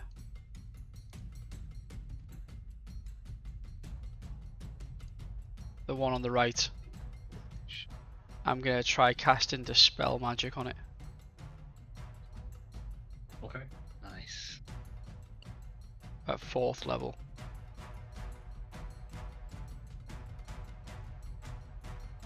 What level is it normally? All my levels are 4th level. I think it's normally a 3rd level spell. Fucking Warlock bad boy, isn't it?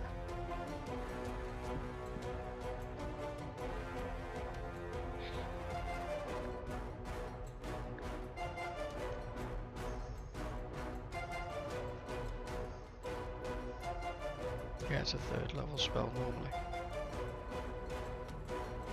Does it get a boon from being 4th level, or is it just the same spell?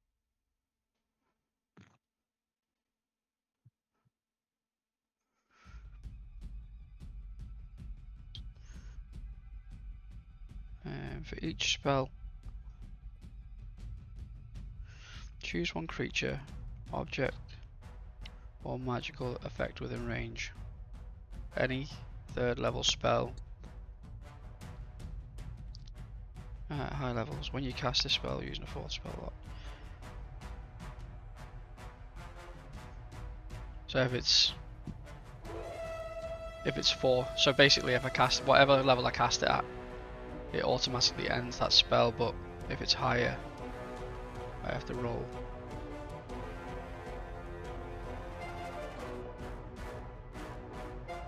So you don't get to target 2 effect or something like that? No.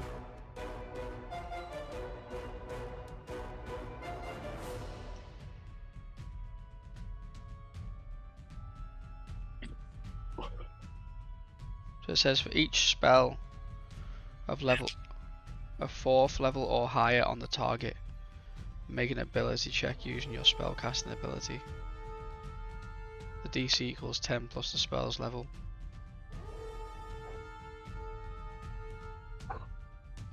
So I'd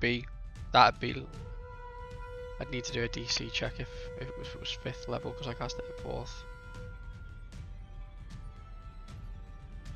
That's the way I understand it.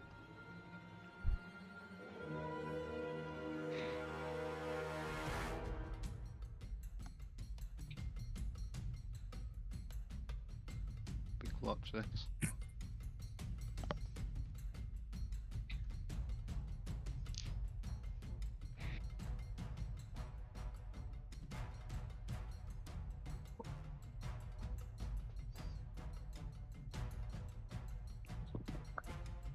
I have no idea. I don't have no idea Are you, what the asking effects. are you asking a question here, or what are we doing?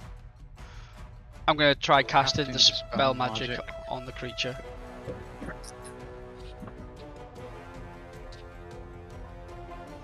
Okay, spell magic. So, any spell Um, 3rd level or Talion, lower you're next up, so if you can have So I've cast it. your action ready. I've cast it at 4th Yeah, level. I'm ready. So any spell that's level 4 or lower ends automatically. Anything above that, I have to roll.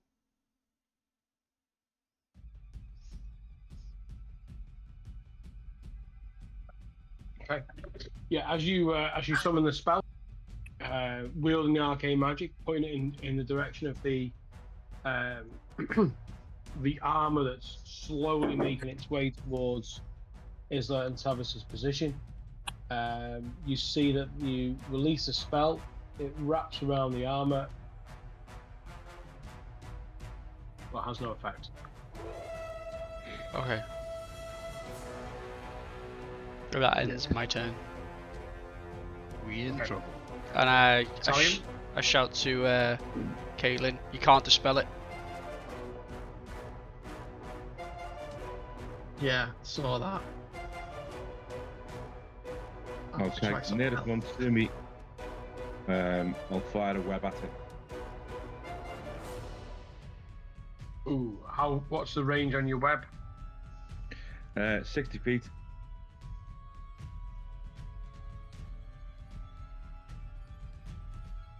Yeah, okay. How big's the web? It's big enough to be able to restrain. You might get both.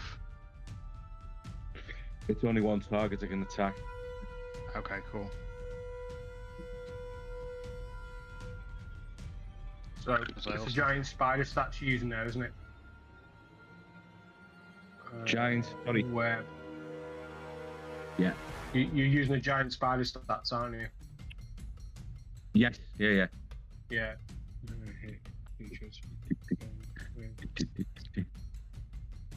So DC 12 strength, yeah. So you can do DC 12 to try and break it. Oh, it was an 18. It wobbled to a 4. Then it wobbled to an 18. Then it wobbled back to a 4 with a plus Yay! 8. So, weapon You are- burst. This weapon gets destroyed.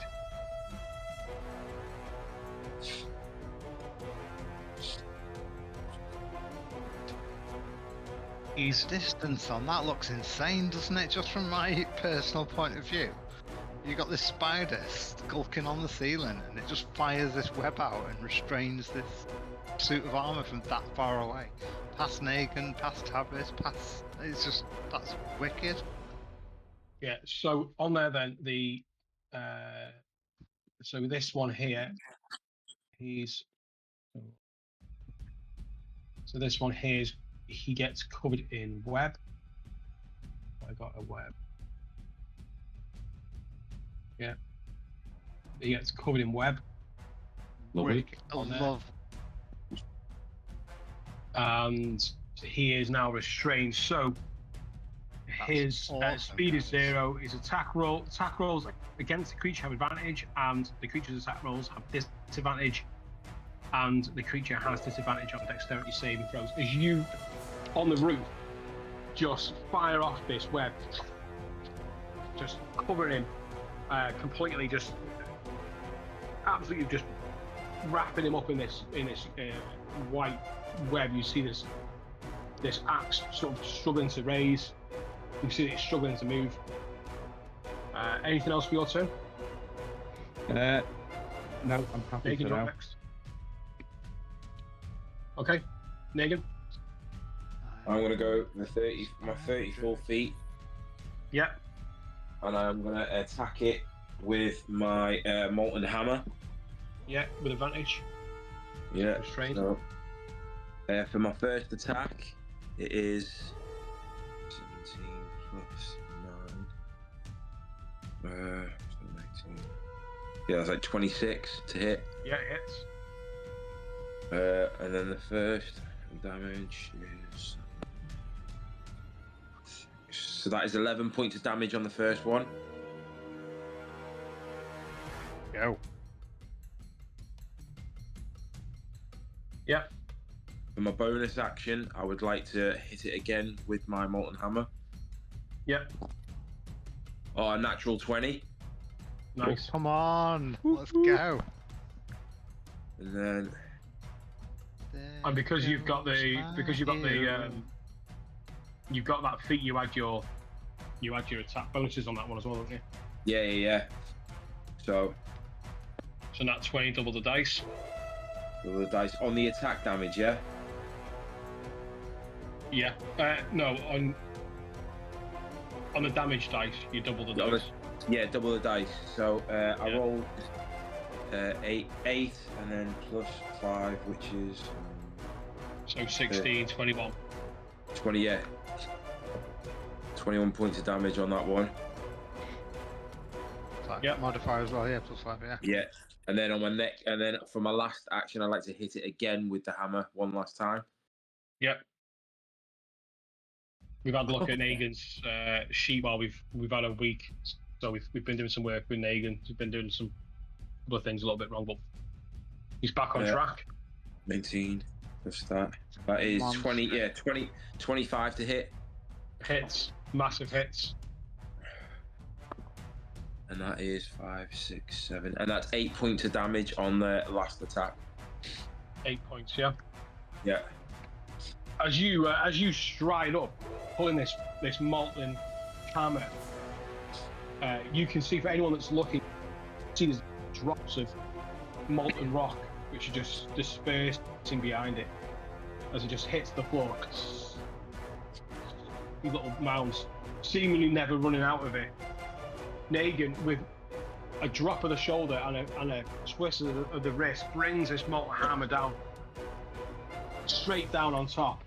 As it carries through and strikes down the armor of the webbed, restrained armor, he carries that motion through, sort of striking it across. The armor's still standing, but you've done some serious damage. You can see that there's dents in the armor, that there is molten rock which is now smeared across it. And as you look in it, you can see that there's a light from within the armor itself. There's almost like a glow within it, although the armor itself is hollow. You're just staring at a hollow enemy, which is something that Nagan's probably not used to. Yeah. Anything else for your turn? No. I'll stay there and obviously just keep holding my hammer. Okay, Nagan. So Isla next then, yeah. Sorry, Isla. Sorry. Yep. What Isla's going to do is he's going to move just outside from behind the pillar, and I would like to cast Toll the Dead on the one that's got the web on that I've just been hitting. Okay. As he forms the hand shapes and the gestures for Toll the Dead. One second, just have a double check. You've got it's a wisdom saving throw, and you've got it's 16.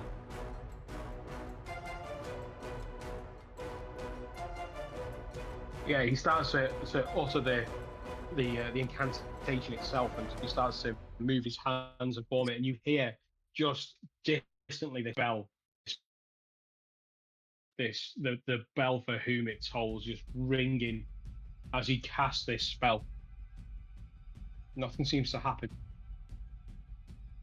He looks at the target, it just doesn't feel like it's made that connection. Okay. Can he then bonus action then move back just behind the pillar again then? But he's still got movement, yeah. You can use all your movements. Yeah. No, I'm just gonna move back behind the pillar with Tavish and just say, And that didn't work. Anything else, Grizzly? No, he's going to stay there. Aelin, you're up. How close together are the two sets of armour? The next to each other's like 5 feet. They're in melee. 5. Yeah. So, That's my movement. I've only got 25 feet. I'm gonna chuck a fireball at them. Because you've moved away, haven't you? So, should be able to do that.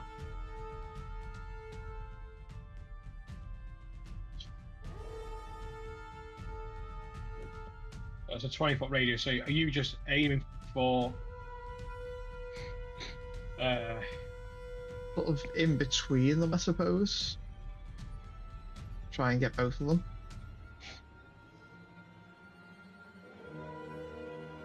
There's a 20-foot radius if they're... Yeah. Okay. And that's going to be a dexterity save. The DC is Dexterity saving throw. So my spell save is 15. 15 and disadvantage on the web. Just on that point, would the web still be intact after he's attacked it with a molten hammer? Yeah, I'll leave it where it is for now. So it says there that It might not be after I set it on fire. That's the my next point. restrain, as being restrained. Yeah, so it's disadvantage on dexterity saving throw. So, so not 20 as well. 12 for the one that's webbed. And it's dexterity, isn't it? So that's +3, so 15 for the webbed against the DC of. Of 15. 16, wasn't it? No, my spell saves 15. Yeah, so he saves on that one, and then the other one, nat 20. So 2 nat 20s there in a row. Happy with that. These dice are cooking. Right, so that's half damage then for them two. Half You as wanna much. roll damage. 8d6.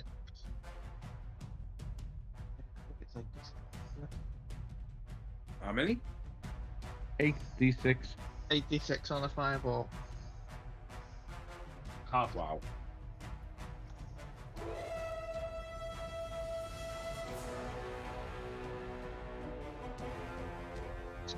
Should have had these ready.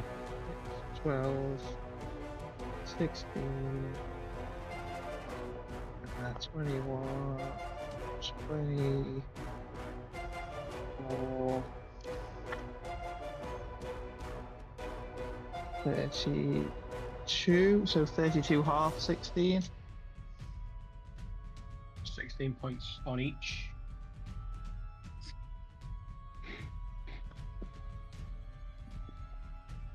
I hate to say it. Is that going to hit Saw? Yeah. Soul would be in there as well. Make the dexterity check. There's no point. Close toast. The only question I would have is, would Tavis see it and have a chance to blink Saw out of this plane into the ethereal plane? I'd say no.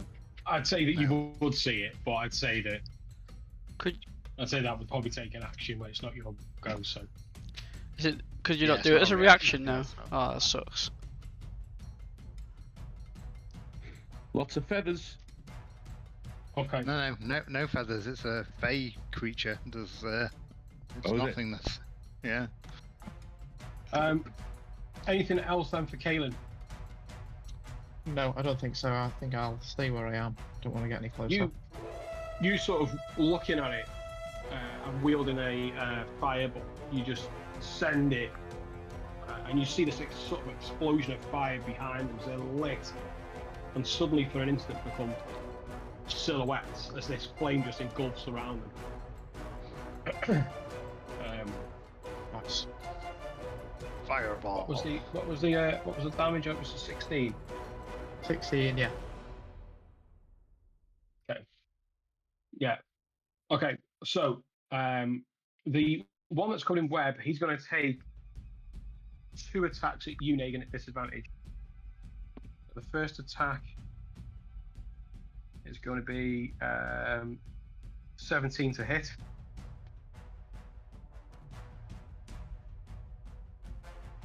Negan, you're on mute, mate. Yeah, my armor class is 17.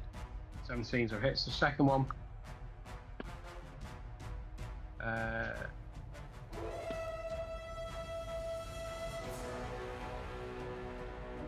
This is 17 again.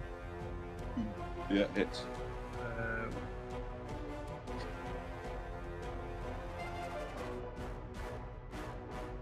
Okay. So that's going to be. And the first one is going to be 6 points of damage, slashing damage from the axe. And the second one is going to be 12 points of slashing damage from the axe, as he manages, even with the restraint of the web, love these new dice, to get off these 2 attacks. The other set of armor is going to walk down towards you. He's also going to take 2 attacks. Shit. These are just straight. So the first one is going to be 20 to hit. And the second one is going to be 18 to hit. Yeah. I'm gonna use, if I can, Darrell, I'm gonna use silvery barbs on the first one. Just I give use me my- 1 second, mate, while I... He's attacking. I mean, yeah, because I was halfway through adding. So, what did I say the first one was? 20. No, the first damage. 18 points of damage altogether for the first one that hit me. Yeah, no, I'm on about the second guy. I don't know, but they were both hits, weren't they? Yeah, You didn't get to damage. You got to 20 for I did the roll first damage. attack and 18 for the second attack. But I was So going to first try one, and first one's going to be barbs. 8. Just give me 1 sec. The first one's going to be 8 points of damage. And we just roll it, and then we can subtract after. It just makes it easier. Yep. And then 5 points of damage.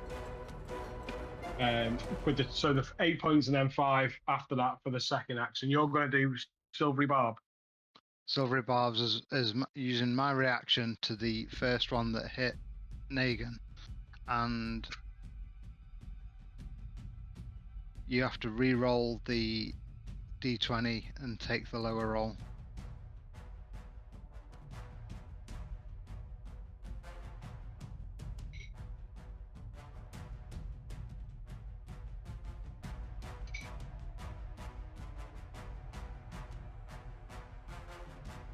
Right. So that reaction is when, sorry? On the first When strike. when I saw you hit him on a 20, I know it wasn't an at Yeah. 20, but it was a 20 to hit. When I saw you hit him, Tavis sees this happening and sends the image of his owl that has just been disapparated right through the creature's eyes that's attacking, and forces him to re-roll, and he has to take another roll, another d20 and use the lower one. The re-roll was a 14 plus 6 is 20. So even with the silvery barb as you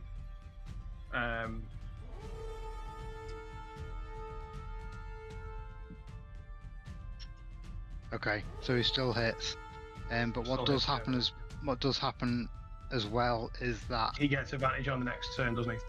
I can choose somebody, and I'll choose Negan, so Negan gets advantage on his next go. Okay. Just remember So that one for Negan, yeah? So I still take off the 31 altogether. You still take off the... so the original damage stands. The new damage from the second set of armor is 13 points of damage, which still Okay. stands. Okay, so However, you've now got advantage on your next attack roll or saving throw within 1 minute. 30, Bearing in mind we're still only in still 31. round one. in the first round of combat. And that's a spell slot for me, isn't it? That's a spell slot gone for you. And then also, what I check is.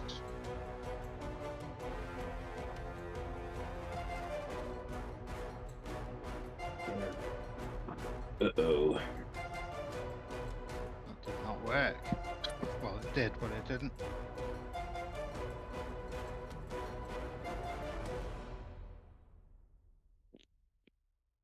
But a badass fighter with advantage is good news, isn't it? So, you know, we'll take our wins.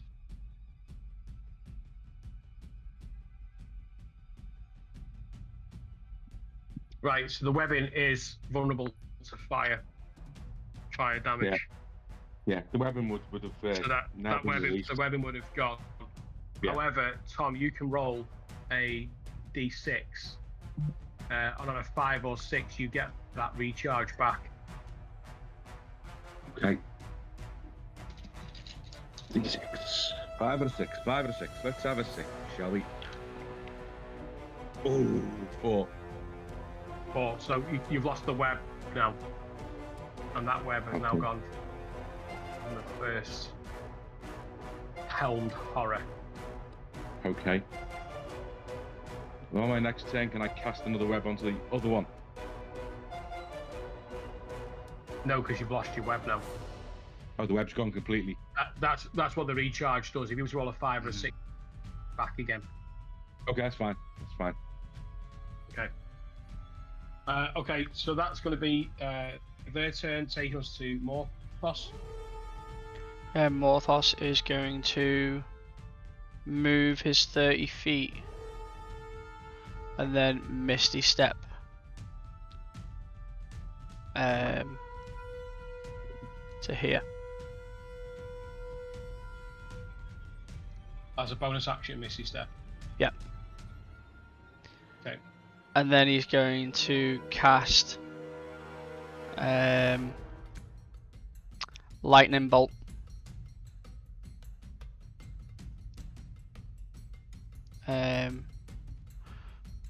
No. It's a 3rd level. You can only That's what cast their I'm saying. cantrip. Yeah. A cantrip. I thought. You can only cast a cantrip because you've used the bonus action to Misty Step. Oh, Misty Step's a. Yeah, I wouldn't have done that then if I'd have known that. Right, take him back to the original spot then. Yeah, I forgot it was The level 2 spell, I've got it as well. too much critical roll.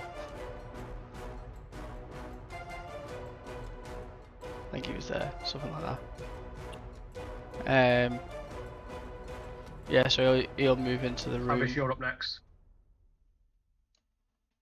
He's underneath the spider, and Yeah. he'll cast Fireball instead. Okay. In such a, let's see where he goes. Fireball. Yeah, Jeez Louise. by that pillar, just so it does just misses Negan. Oh, a lie.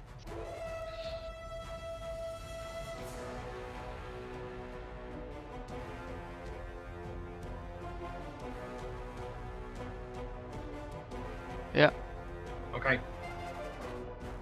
So dexterity saves then. So He's got a 12 to beat. the one 12. Yeah. both beat. First one was a dirty 20, and the second one was a 14. What is it? 8d6.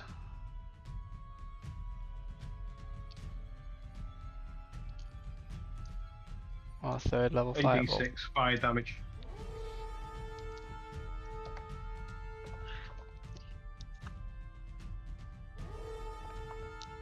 Right, so it's Level 7 sorcerer and his spell DC is 12.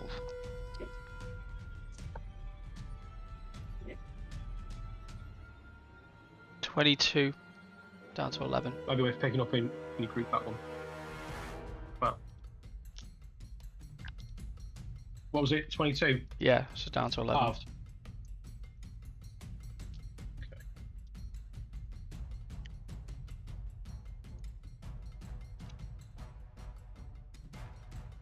Okay. As Morthos releases the firebolt, Negan, you stand there. You feel this heat wash. You're literally just on the cusp of getting caught by this yourself.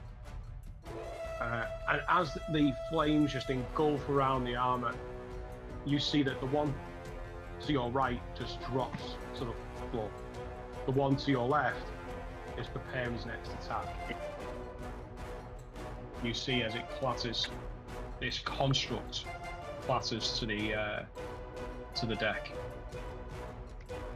leaving one standing. Okay. Anything else for Morthos? No, that's his turn. Tavis. Okay.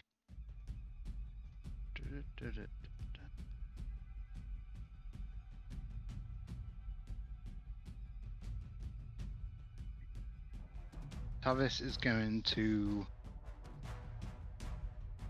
Right, can I clarify? Do I need to hide or am I hidden? Because I rolled stealth last time. No, I'd say you were hidden. Yeah, I'd say you were hidden. In which case, I'm going to pop out behind this pillar and throw 2 daggers at this other guy that I can see. That's right next to Negan.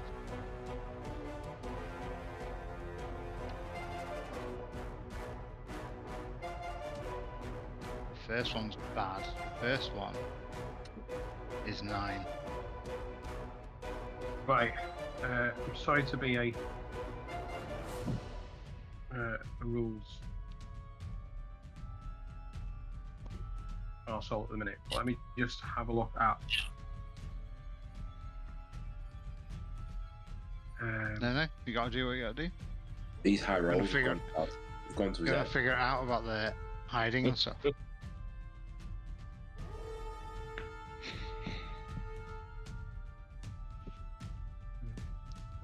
Need to get some salt on those dice.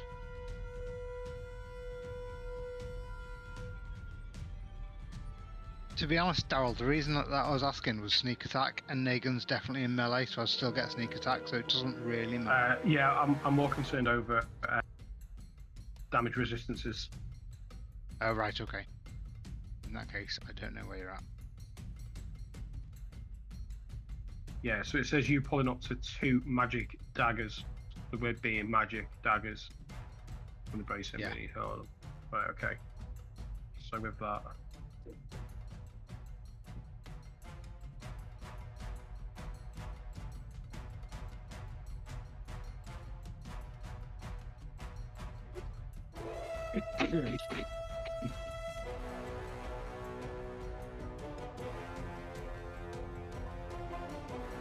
Right, okay. It's just the wording on it is so like. Yeah. Right, okay. Yeah. So yeah, roll the attack. Right, so the first 2 I rolled, and they were both really bad. I got a 1 and a 2, I think, so I'm gonna miss on that first attack, even with a +8. I was sure 10 doesn't hit. No. Try again. Still really bad. 14 was the highest that I had to hit. No. You see that he raises this huge shield, and as he does, the dagger just hits the shield and just disappears, reforming back onto your bracelet. Anything else for My Tavis? life. Can Oh, I you're not next. can I use Hang on. Anything else for Tavis? Is Thorin doing something that helps Tavis, or Morthos's? more flashes going on?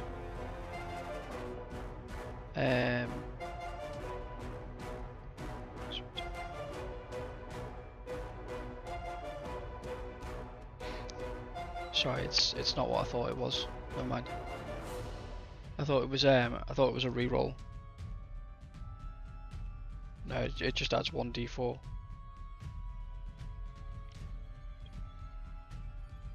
Okay, Okay. this we've done Anything beforehand, else yeah. for Tavis?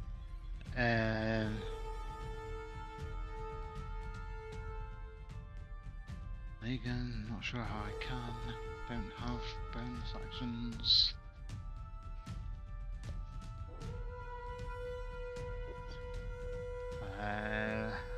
What was your attack roll? The highest one was like a. The highest one was awful. It was like 12. Yeah, so it wouldn't help. Just rolled complete dog shit.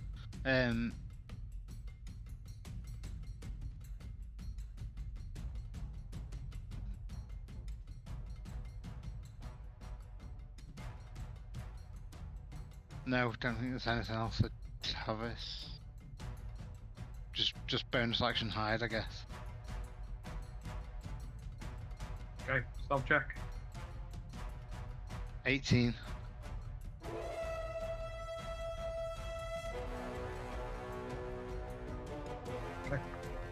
Sorry? Rolling balls, man. Really, really badly rolling balls.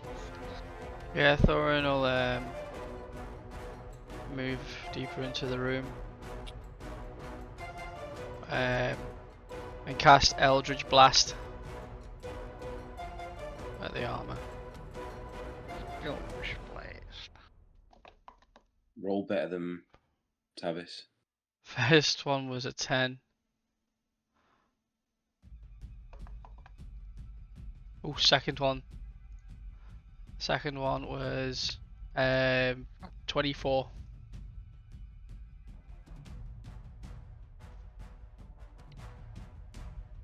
Second one hits. Okay.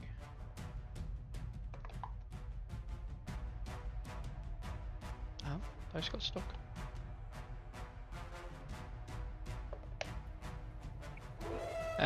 So it's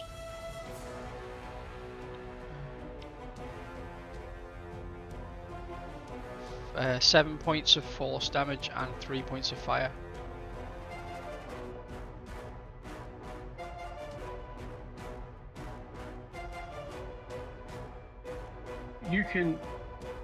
You can see this. It connects. You've hit. And the fire that's behind it, you can see that bites. You don't think you've done as much damage as you perceived you would have. Anything else for Thorin? No, that's all he's got. Okay. Talion? Talion? Right, Come on, Spider-Man. scuttle back out the room and regain my normal shape. What? And how far away does that leave me from the two of them? 1 second. Where are you screwing out? Actually outside the room. Yeah. I'll put you here. Well, I can't see it. It's gone completely now. So You won't be here. Hang on 1 sec.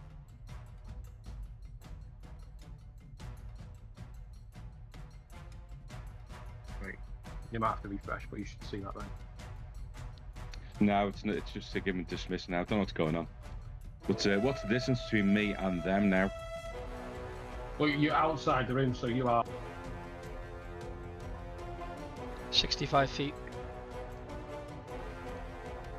That's fine. Okay. I cast Wall of Fire at the feet of the two items, the two suits of armor. Well, there's only one suit of armor left. There's only one left. Negan. Oh, is that? Yeah, and Yeah. it's Didn't stood. realise one had died. Yeah, it stood right next to Negan. Yeah. Okay, whatever's left, I'll cast Wall of Fire at that one.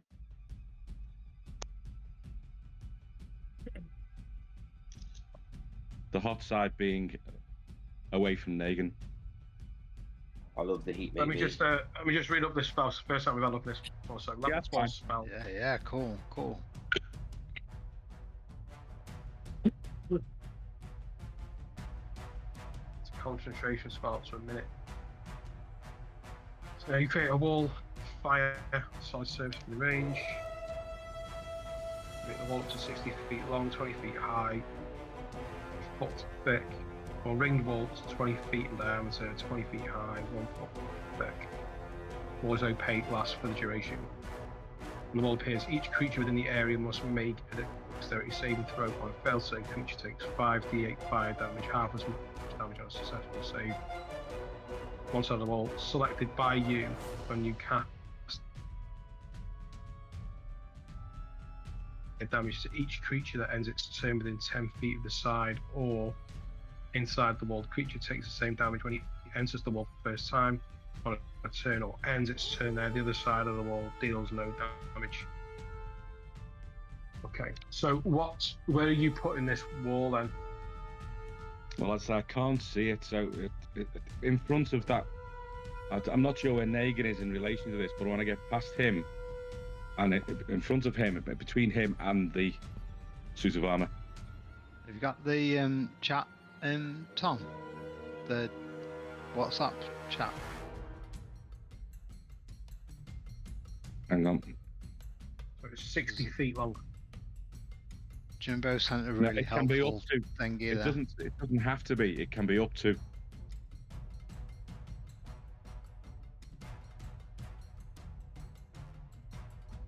Ah, okay.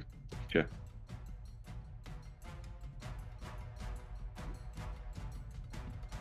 Hmm.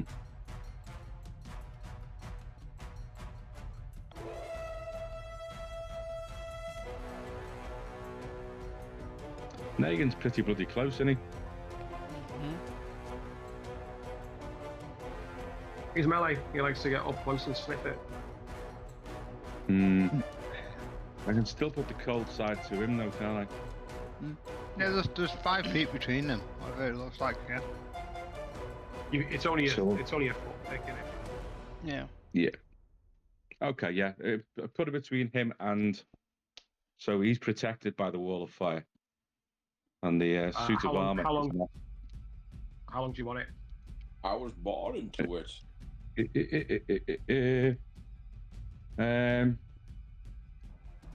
Well, I could make it a ring round him, couldn't I? Yeah, you could I'd do put a 20-foot ring. Yeah, put a ring round the suit of armour. Nice. Jesus wept. That's You think fire is your ally? Jimbo, can you just put another circle on top of mine where I've just labelled that one Yep. for me? Sorry. So you superimpose that one on top of mine. I was trying to draw it, but I'll just do it as a normal. Try to do it so it stays.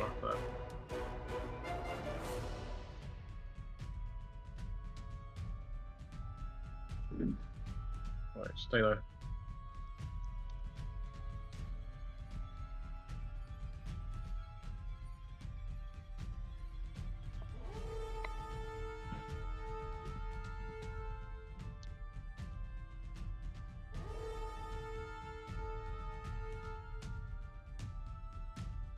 Okay, you let go. So that's you set this wall of fire from one side of the room, and it just goes rushing along, almost like it's catching like a trail of petrol. It just just following it along, blue to start with, and then roaring as it climbs higher. Okay. To a height of 20 feet. Whoosh, you see the armor just engulfed in it, and it has to make a dexterity saving throw. So DC on that one is 15. rolling like an absolute legend. Natural 16 plus 1, 17. Okay, So now. that's going to be half damage on that. Okay. So that's 5d8 and then half as much. These new dice, beautiful. Let's see. For the price. With 20, it's also 10 points of damage. Yeah, you see that that it's just this armor is just engulfed. Now, as you're looking at it, you can see that the armor itself is really, it's really.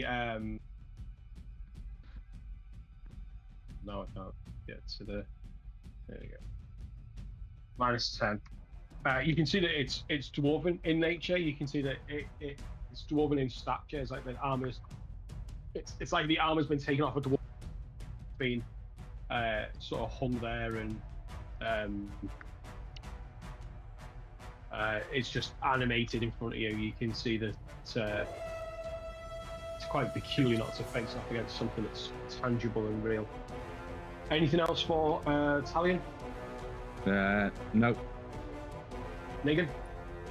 Right, I just want to make sure I can do my 3 actions and then I can move. You still got your move, yeah? Yeah, so I can do. Yeah, all right. So what I want to do is I want to attack it with the molten hammer.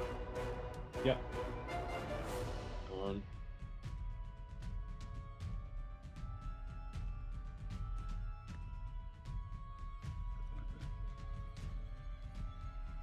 That's 15 to hit. Misses. So I'm gonna bonus action and hit it again with the hammer. Yep. That is 21 to hit. Hits. Boom.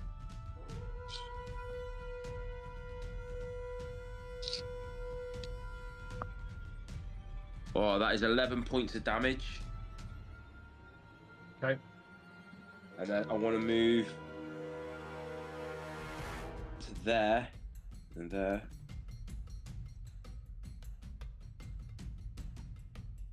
Why the fucking move? There. And then I want to second wind. Okay. You're regaining hit points there, aren't you? Yes, mate. Just before you add on those hit points, it's going to take a swipe with an attack of opportunity. Mm-hmm. Do you not have It's any going to be martial adept features that can get you away from it without it attacking?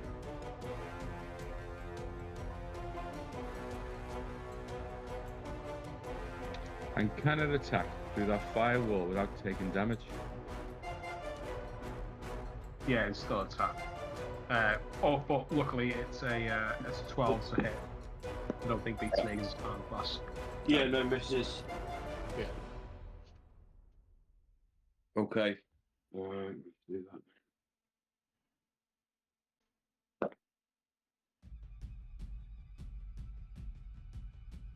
Well, I don't need to tell you, do I? I can just add it on. Yeah, you can just add it on. It's a 1d10 plus your fighter level, isn't it? Yeah. Yeah. It's nice to know them. What did you add on? 11. Nice. Nice. No, I can't do anything with it. The 11. Regardless Yeah. of what. Good job. Yeah, and And then, that, so yeah, as you take your first attack, missing, taking the hammer through the flame, bringing it back round and up and down, and taking that hit. But going any sense of self preservation, you're moving away from as this axe comes round, just narrowly missing you. You're backing off towards the wall and the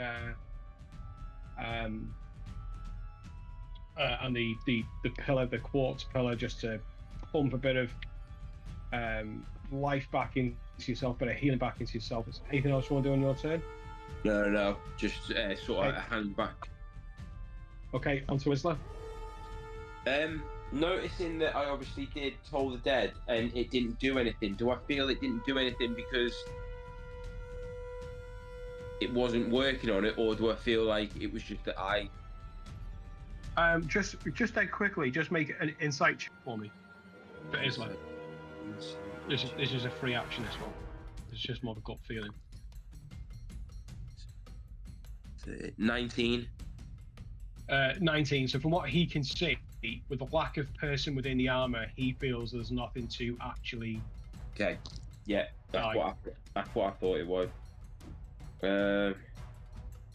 Okay then. Well, I'm just gonna pull out my sling then and just try and whip one round the corner at it instead.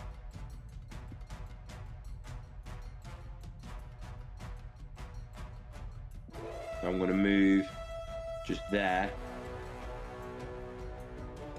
So I think I've got line of sight on it, and then get my sling out and just throw a little Little pocket rocket. Out of that side. Bit wide. Oh, natural 20. Nice. Nice. Nice. Jay on fire, rolling 2 natural 20s in this battle. Jeez Louise. And that's doubled. So, oh yeah, well, it's 4 points of damage. Every little helps. Yeah. It's what? But it's 1d4 for damage, and then I've doubled it, and I got to roll the 2, so it's 4. It's plus his dex modifier, isn't it? Well, I haven't got that on here, so I don't know. Is it plus his dex modifier? I imagine it's a versatile weapon, isn't it? He's got a +5 to damage on his short bow. Yeah, Well, it's his using a sling, isn't he? Sling. On my thing, he hasn't even got that. It's got a short bow, so he's got. I know he's got one, but it's not on here, so obviously. So yeah. So well, if it's that, then it's 4 plus 2, so that'd be 6 points of damage.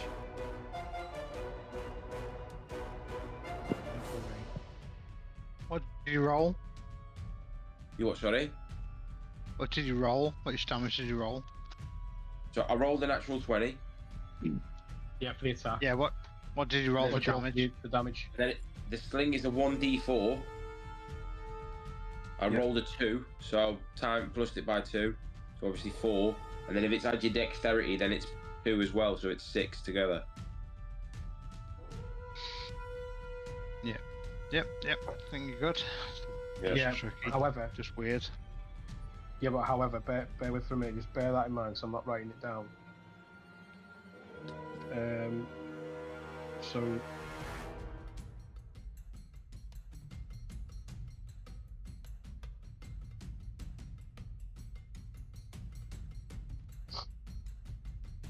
Yeah, but he's also proficient in simple weapons. And that weapon is a simple range weapon. So he'd also add his proficiency bonus in there as well, wouldn't he? That's only to the attack bonus, not the damage. Only on the attack. Well, okay. And I rolled a natural. Yeah, okay, so what's that? What's that? 5? 6 points of damage. 6. Yeah, as he pops around the corner, pulling back this sling, letting loose, firing off. I'm not sure what he uses for his ammo. Ball bearings. It's a ball bearing. He fires it off. You see that this just zips through the air, really making a connection, taking the helmet itself, and actually disappearing into the void within the. And it hits with such force that the helm itself of this helmed horror lifts off its shoulders back into the flames and rattles around onto the floor behind. The helmed horror just standing there now without the helm itself, moving around and twitching until it just collapses, unable to support itself, and falls to the floor. In a proper David and Goliath moment, as Isla, facing off against the armor, dispatches it with a single ball bearing. Nice. Yeah, nice. Don't tell him. So a couple of things there. So we've still got concentration. Italian with the wall of flame. Yeah.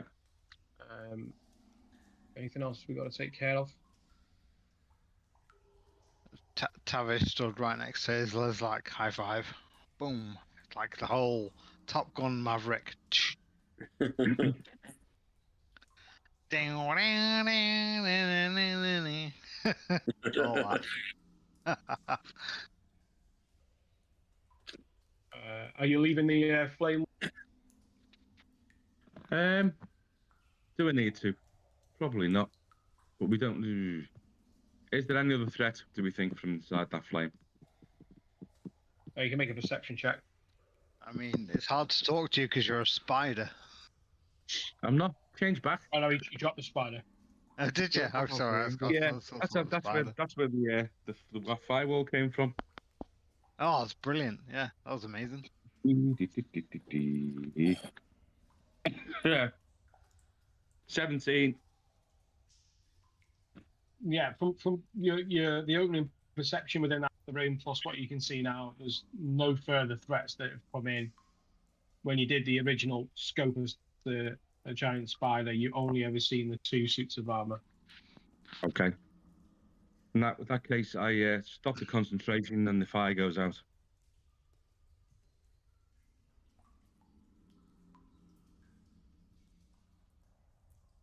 Yeah, you drop that. The fire itself drops away. What would you guys like to do? Can I ask a DM question? Yeah. If I've got a large potion of healing, how do I work out how many hit points I would get? Do I have to roll for it? Superior. Is it superior, is it? Yeah. Uh, I'm not saying I'm going to use it now. I just want to sort of guesstimate where I'm at and where I need to be. Superior is is 8d4 plus 8.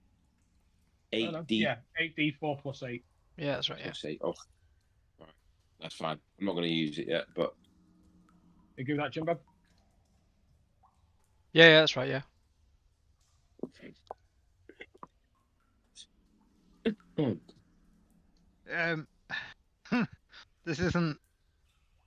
This is definitely out of play situation, but it's like we have various characters who can heal one another. So healing potions we should be saving like till absolute fucking dire straits. yeah. No, I just wanted to sort of gauge it where it would be and where I could be, because at the minute I'm okay-ish, but obviously it'd be one of those ones if we run into something else now, depending on how it would go, it might, you know what I mean? Especially because we're on level 6.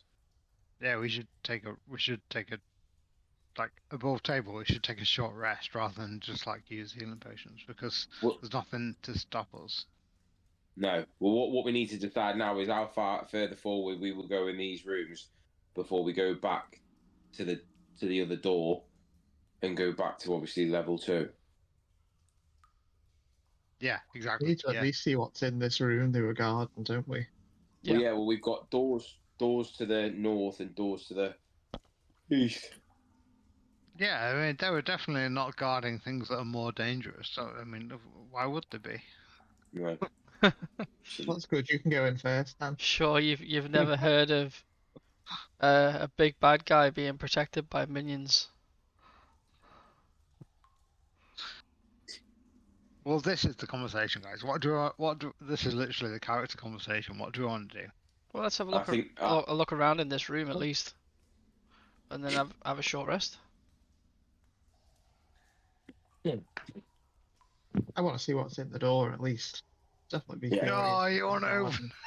Yeah, Yeah. let's. No. let's It's not Well, been that long shit, since it's not been that long since you've actually had a long rest. We've had a We've only long come rest, but we've through been battered the since. doors. yeah, we can still take a short rest. I want to go and have a stick my head through. Well, you Go crack on on, then. fella. You're doing Yeah. what you're doing. That's cool. That sound. I'm here for it.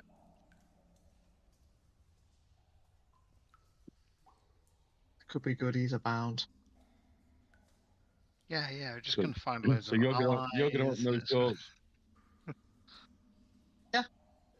Okay. We haven't even looked I'm in at the this other room end of yet. the corridor. If you move Yeah, yourself he's to off. where you're going. He's Oh gone. yeah, I'm right up by the doors. Okay. It's only just begun. Morphos moves into the room. I'm staying where I am for now. Kaelin, what are you doing? I would like to try to just see if the doors will open. Now that we've vanquished the Guardians. You can see these doors are quite large and ornate. As you get up close, you reach out and push the door, and the door creaks open.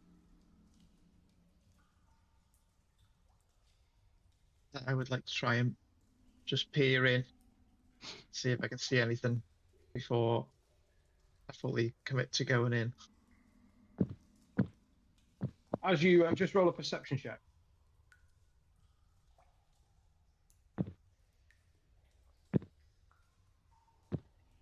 Plus the dirty 20. You can see that this room is quite an unusual shape. You can see that in the back, left predominantly, you can see that there's a large statue of a dwarf.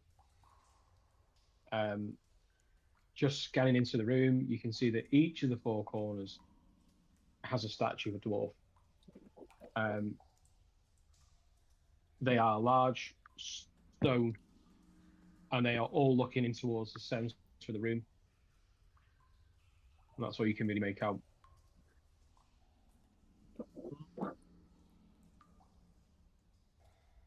Can I step into the room slightly then, see if I can see any more? Yeah.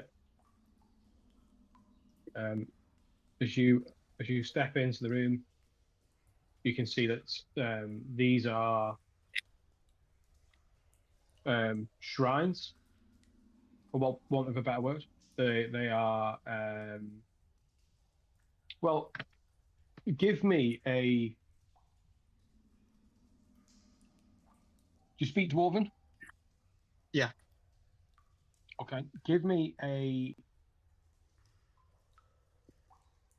You can give me a history check with advantage, or you can give me a religion check, and that's probably a hard decision to make. Okay.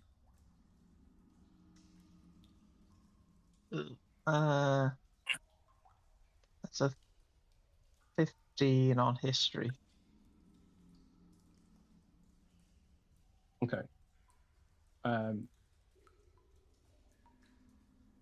So first of all, in the lower right-hand corner, as you poke your head in, you instantly recognize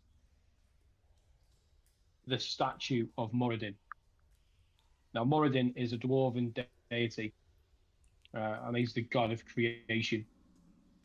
With that, that sort of gives you a bit of a hunch of what you're looking at. And you look in the bottom left, and you can see that the god of hearth and home,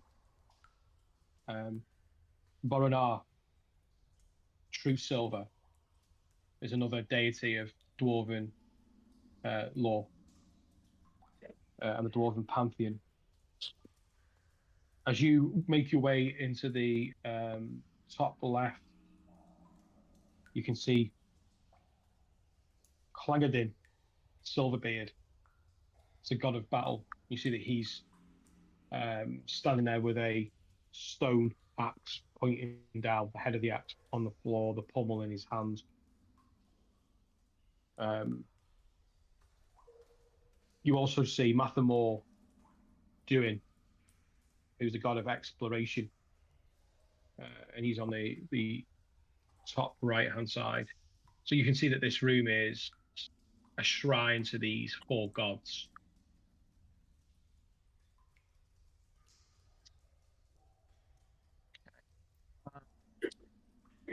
Each one has been inscribed with dwarven iconography down at the bottom.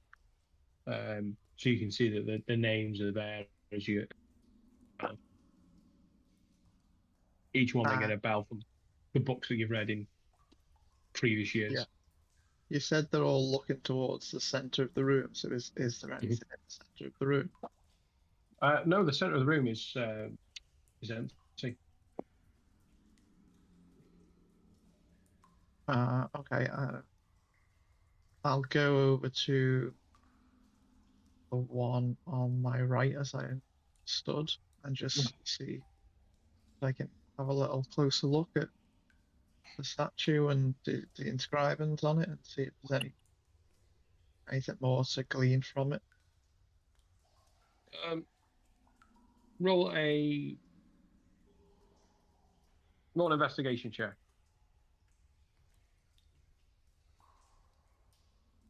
Yeah. A 23. Yeah, you basically see what you get. You can see that this is a large statue. So a lot of this undermountain was originally carved out by the dwarves, and there's a lot of shrines like this to their deities, especially who you're looking at now, Moradin. Moradin pops up quite a few times. There's a lot of carvings for the gods, a lot of carvings for kings and the line of kings for dwarves. They like to immortalize the people that they look up to a lot. So you can see it's just inscribed. It's just a very large statue of dwarf. Okay, I'll poke my head back out and just kind of relay to the party what I've seen and what's in here. Uh, just kind of say I can't see a whole lot else in here. Doesn't appear to be any other doorways or no sign of dwarven treasures or anything by the look of it. It's more religious. Seems to be a religious room. And there's no people or anything in there. Seems to be empty. Just seems to be these 4 statues as far as I can tell, but you're welcome to check it out and see if you can see anything more than I can. Okay.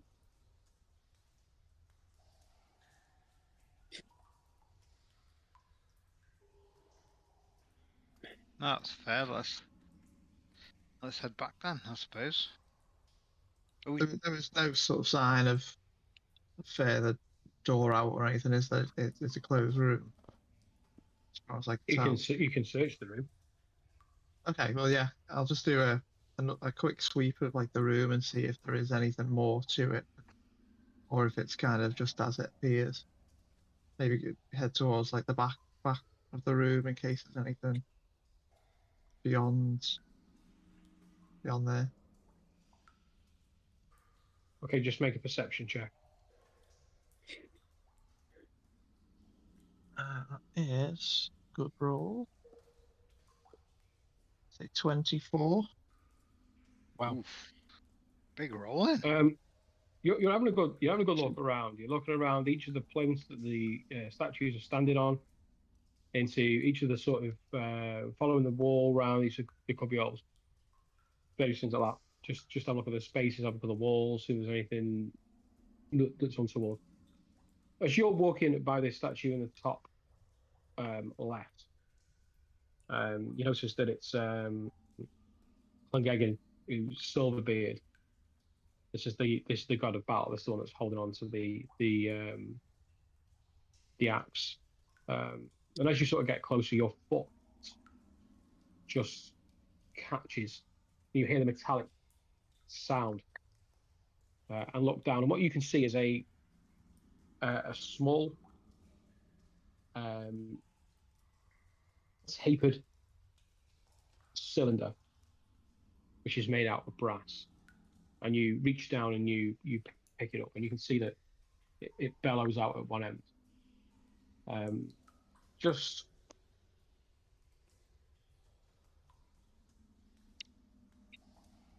roll a history check. See whether you've seen one of these before. Another good roll. 26. As you're having a look at it, you can see that this is it's actually an insert, and it's actually a mouthpiece off an instrument, Okay. like a brass instrument. This is what you would insert into the actual instrument itself and then blow into. It's the mouthpiece.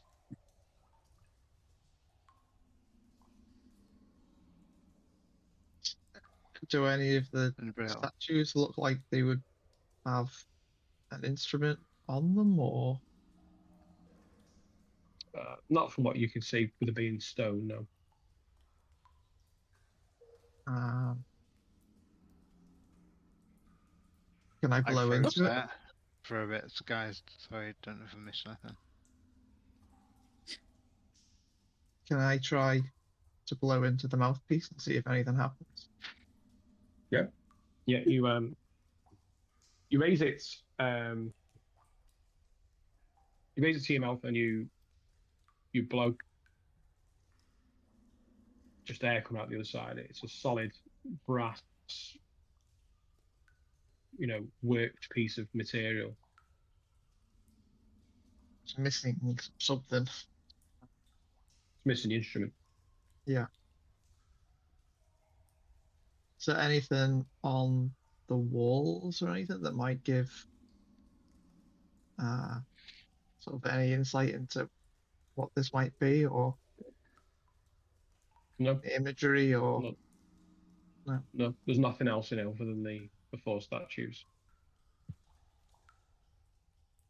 okay, I'll head back outside the room and sort of explain to everyone what I found and share the mouthpiece to the party and sort of just say I found this. It looks to be, part of an instrument. But I'm not sure what kind of instrument it is or what the significance is, but the fact that it was in a guarded room, maybe it has some importance or might be of use some other way. Should we try looking in these other doors quick just to see if there's anything in there? Yeah. I'll just sort of pocket the Can I have? mouthpiece Can for I? now. I was going to say, can I have a look at this Oh, yeah, yeah. mouthpiece thing that is found as a having some bardic abilities and just try and see if I can think what I think it Yeah, belongs to or what it I'll is. over. And I'll hand Yeah, it you over. can roll an investigation. I'll let you roll with advantage as someone who's inclined to.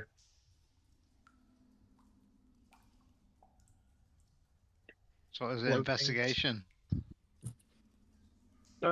Investigation. You could do an insight. Yeah. I got 23 on Yeah. investigation. Yeah, it's the mouthpiece of a brass instrument, from what you can tell.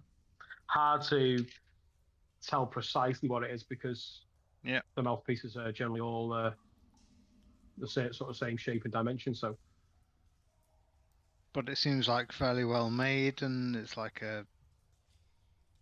There's some superficial damage on there where it looks like it's been kicked around the floor for a bit. Okay.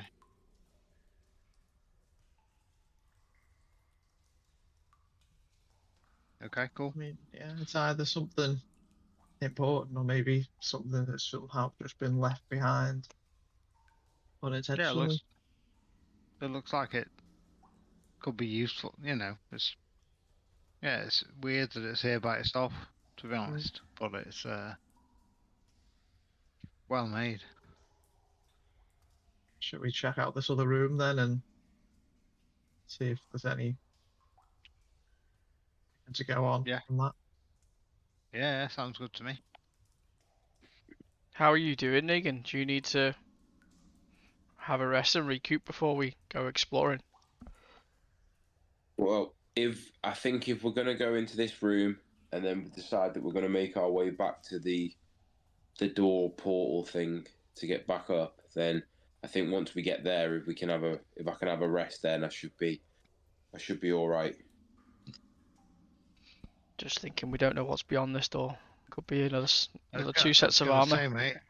I don't Yeah, think we can take anything for granted. Are you feeling a bit rough?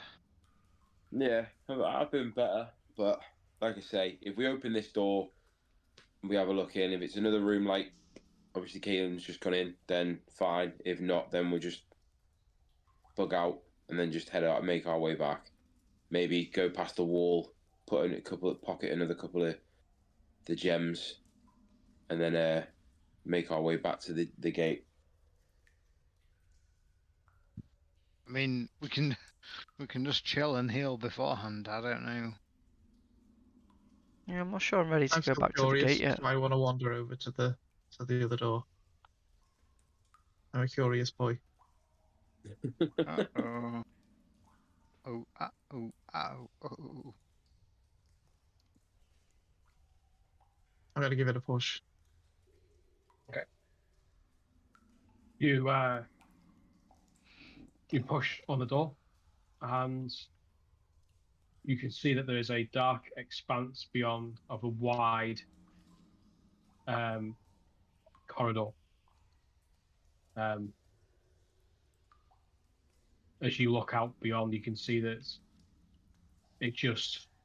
this is a really wide like thoroughfare, and you feel this cold draft from your nose before you, and that's where we'll finish this time.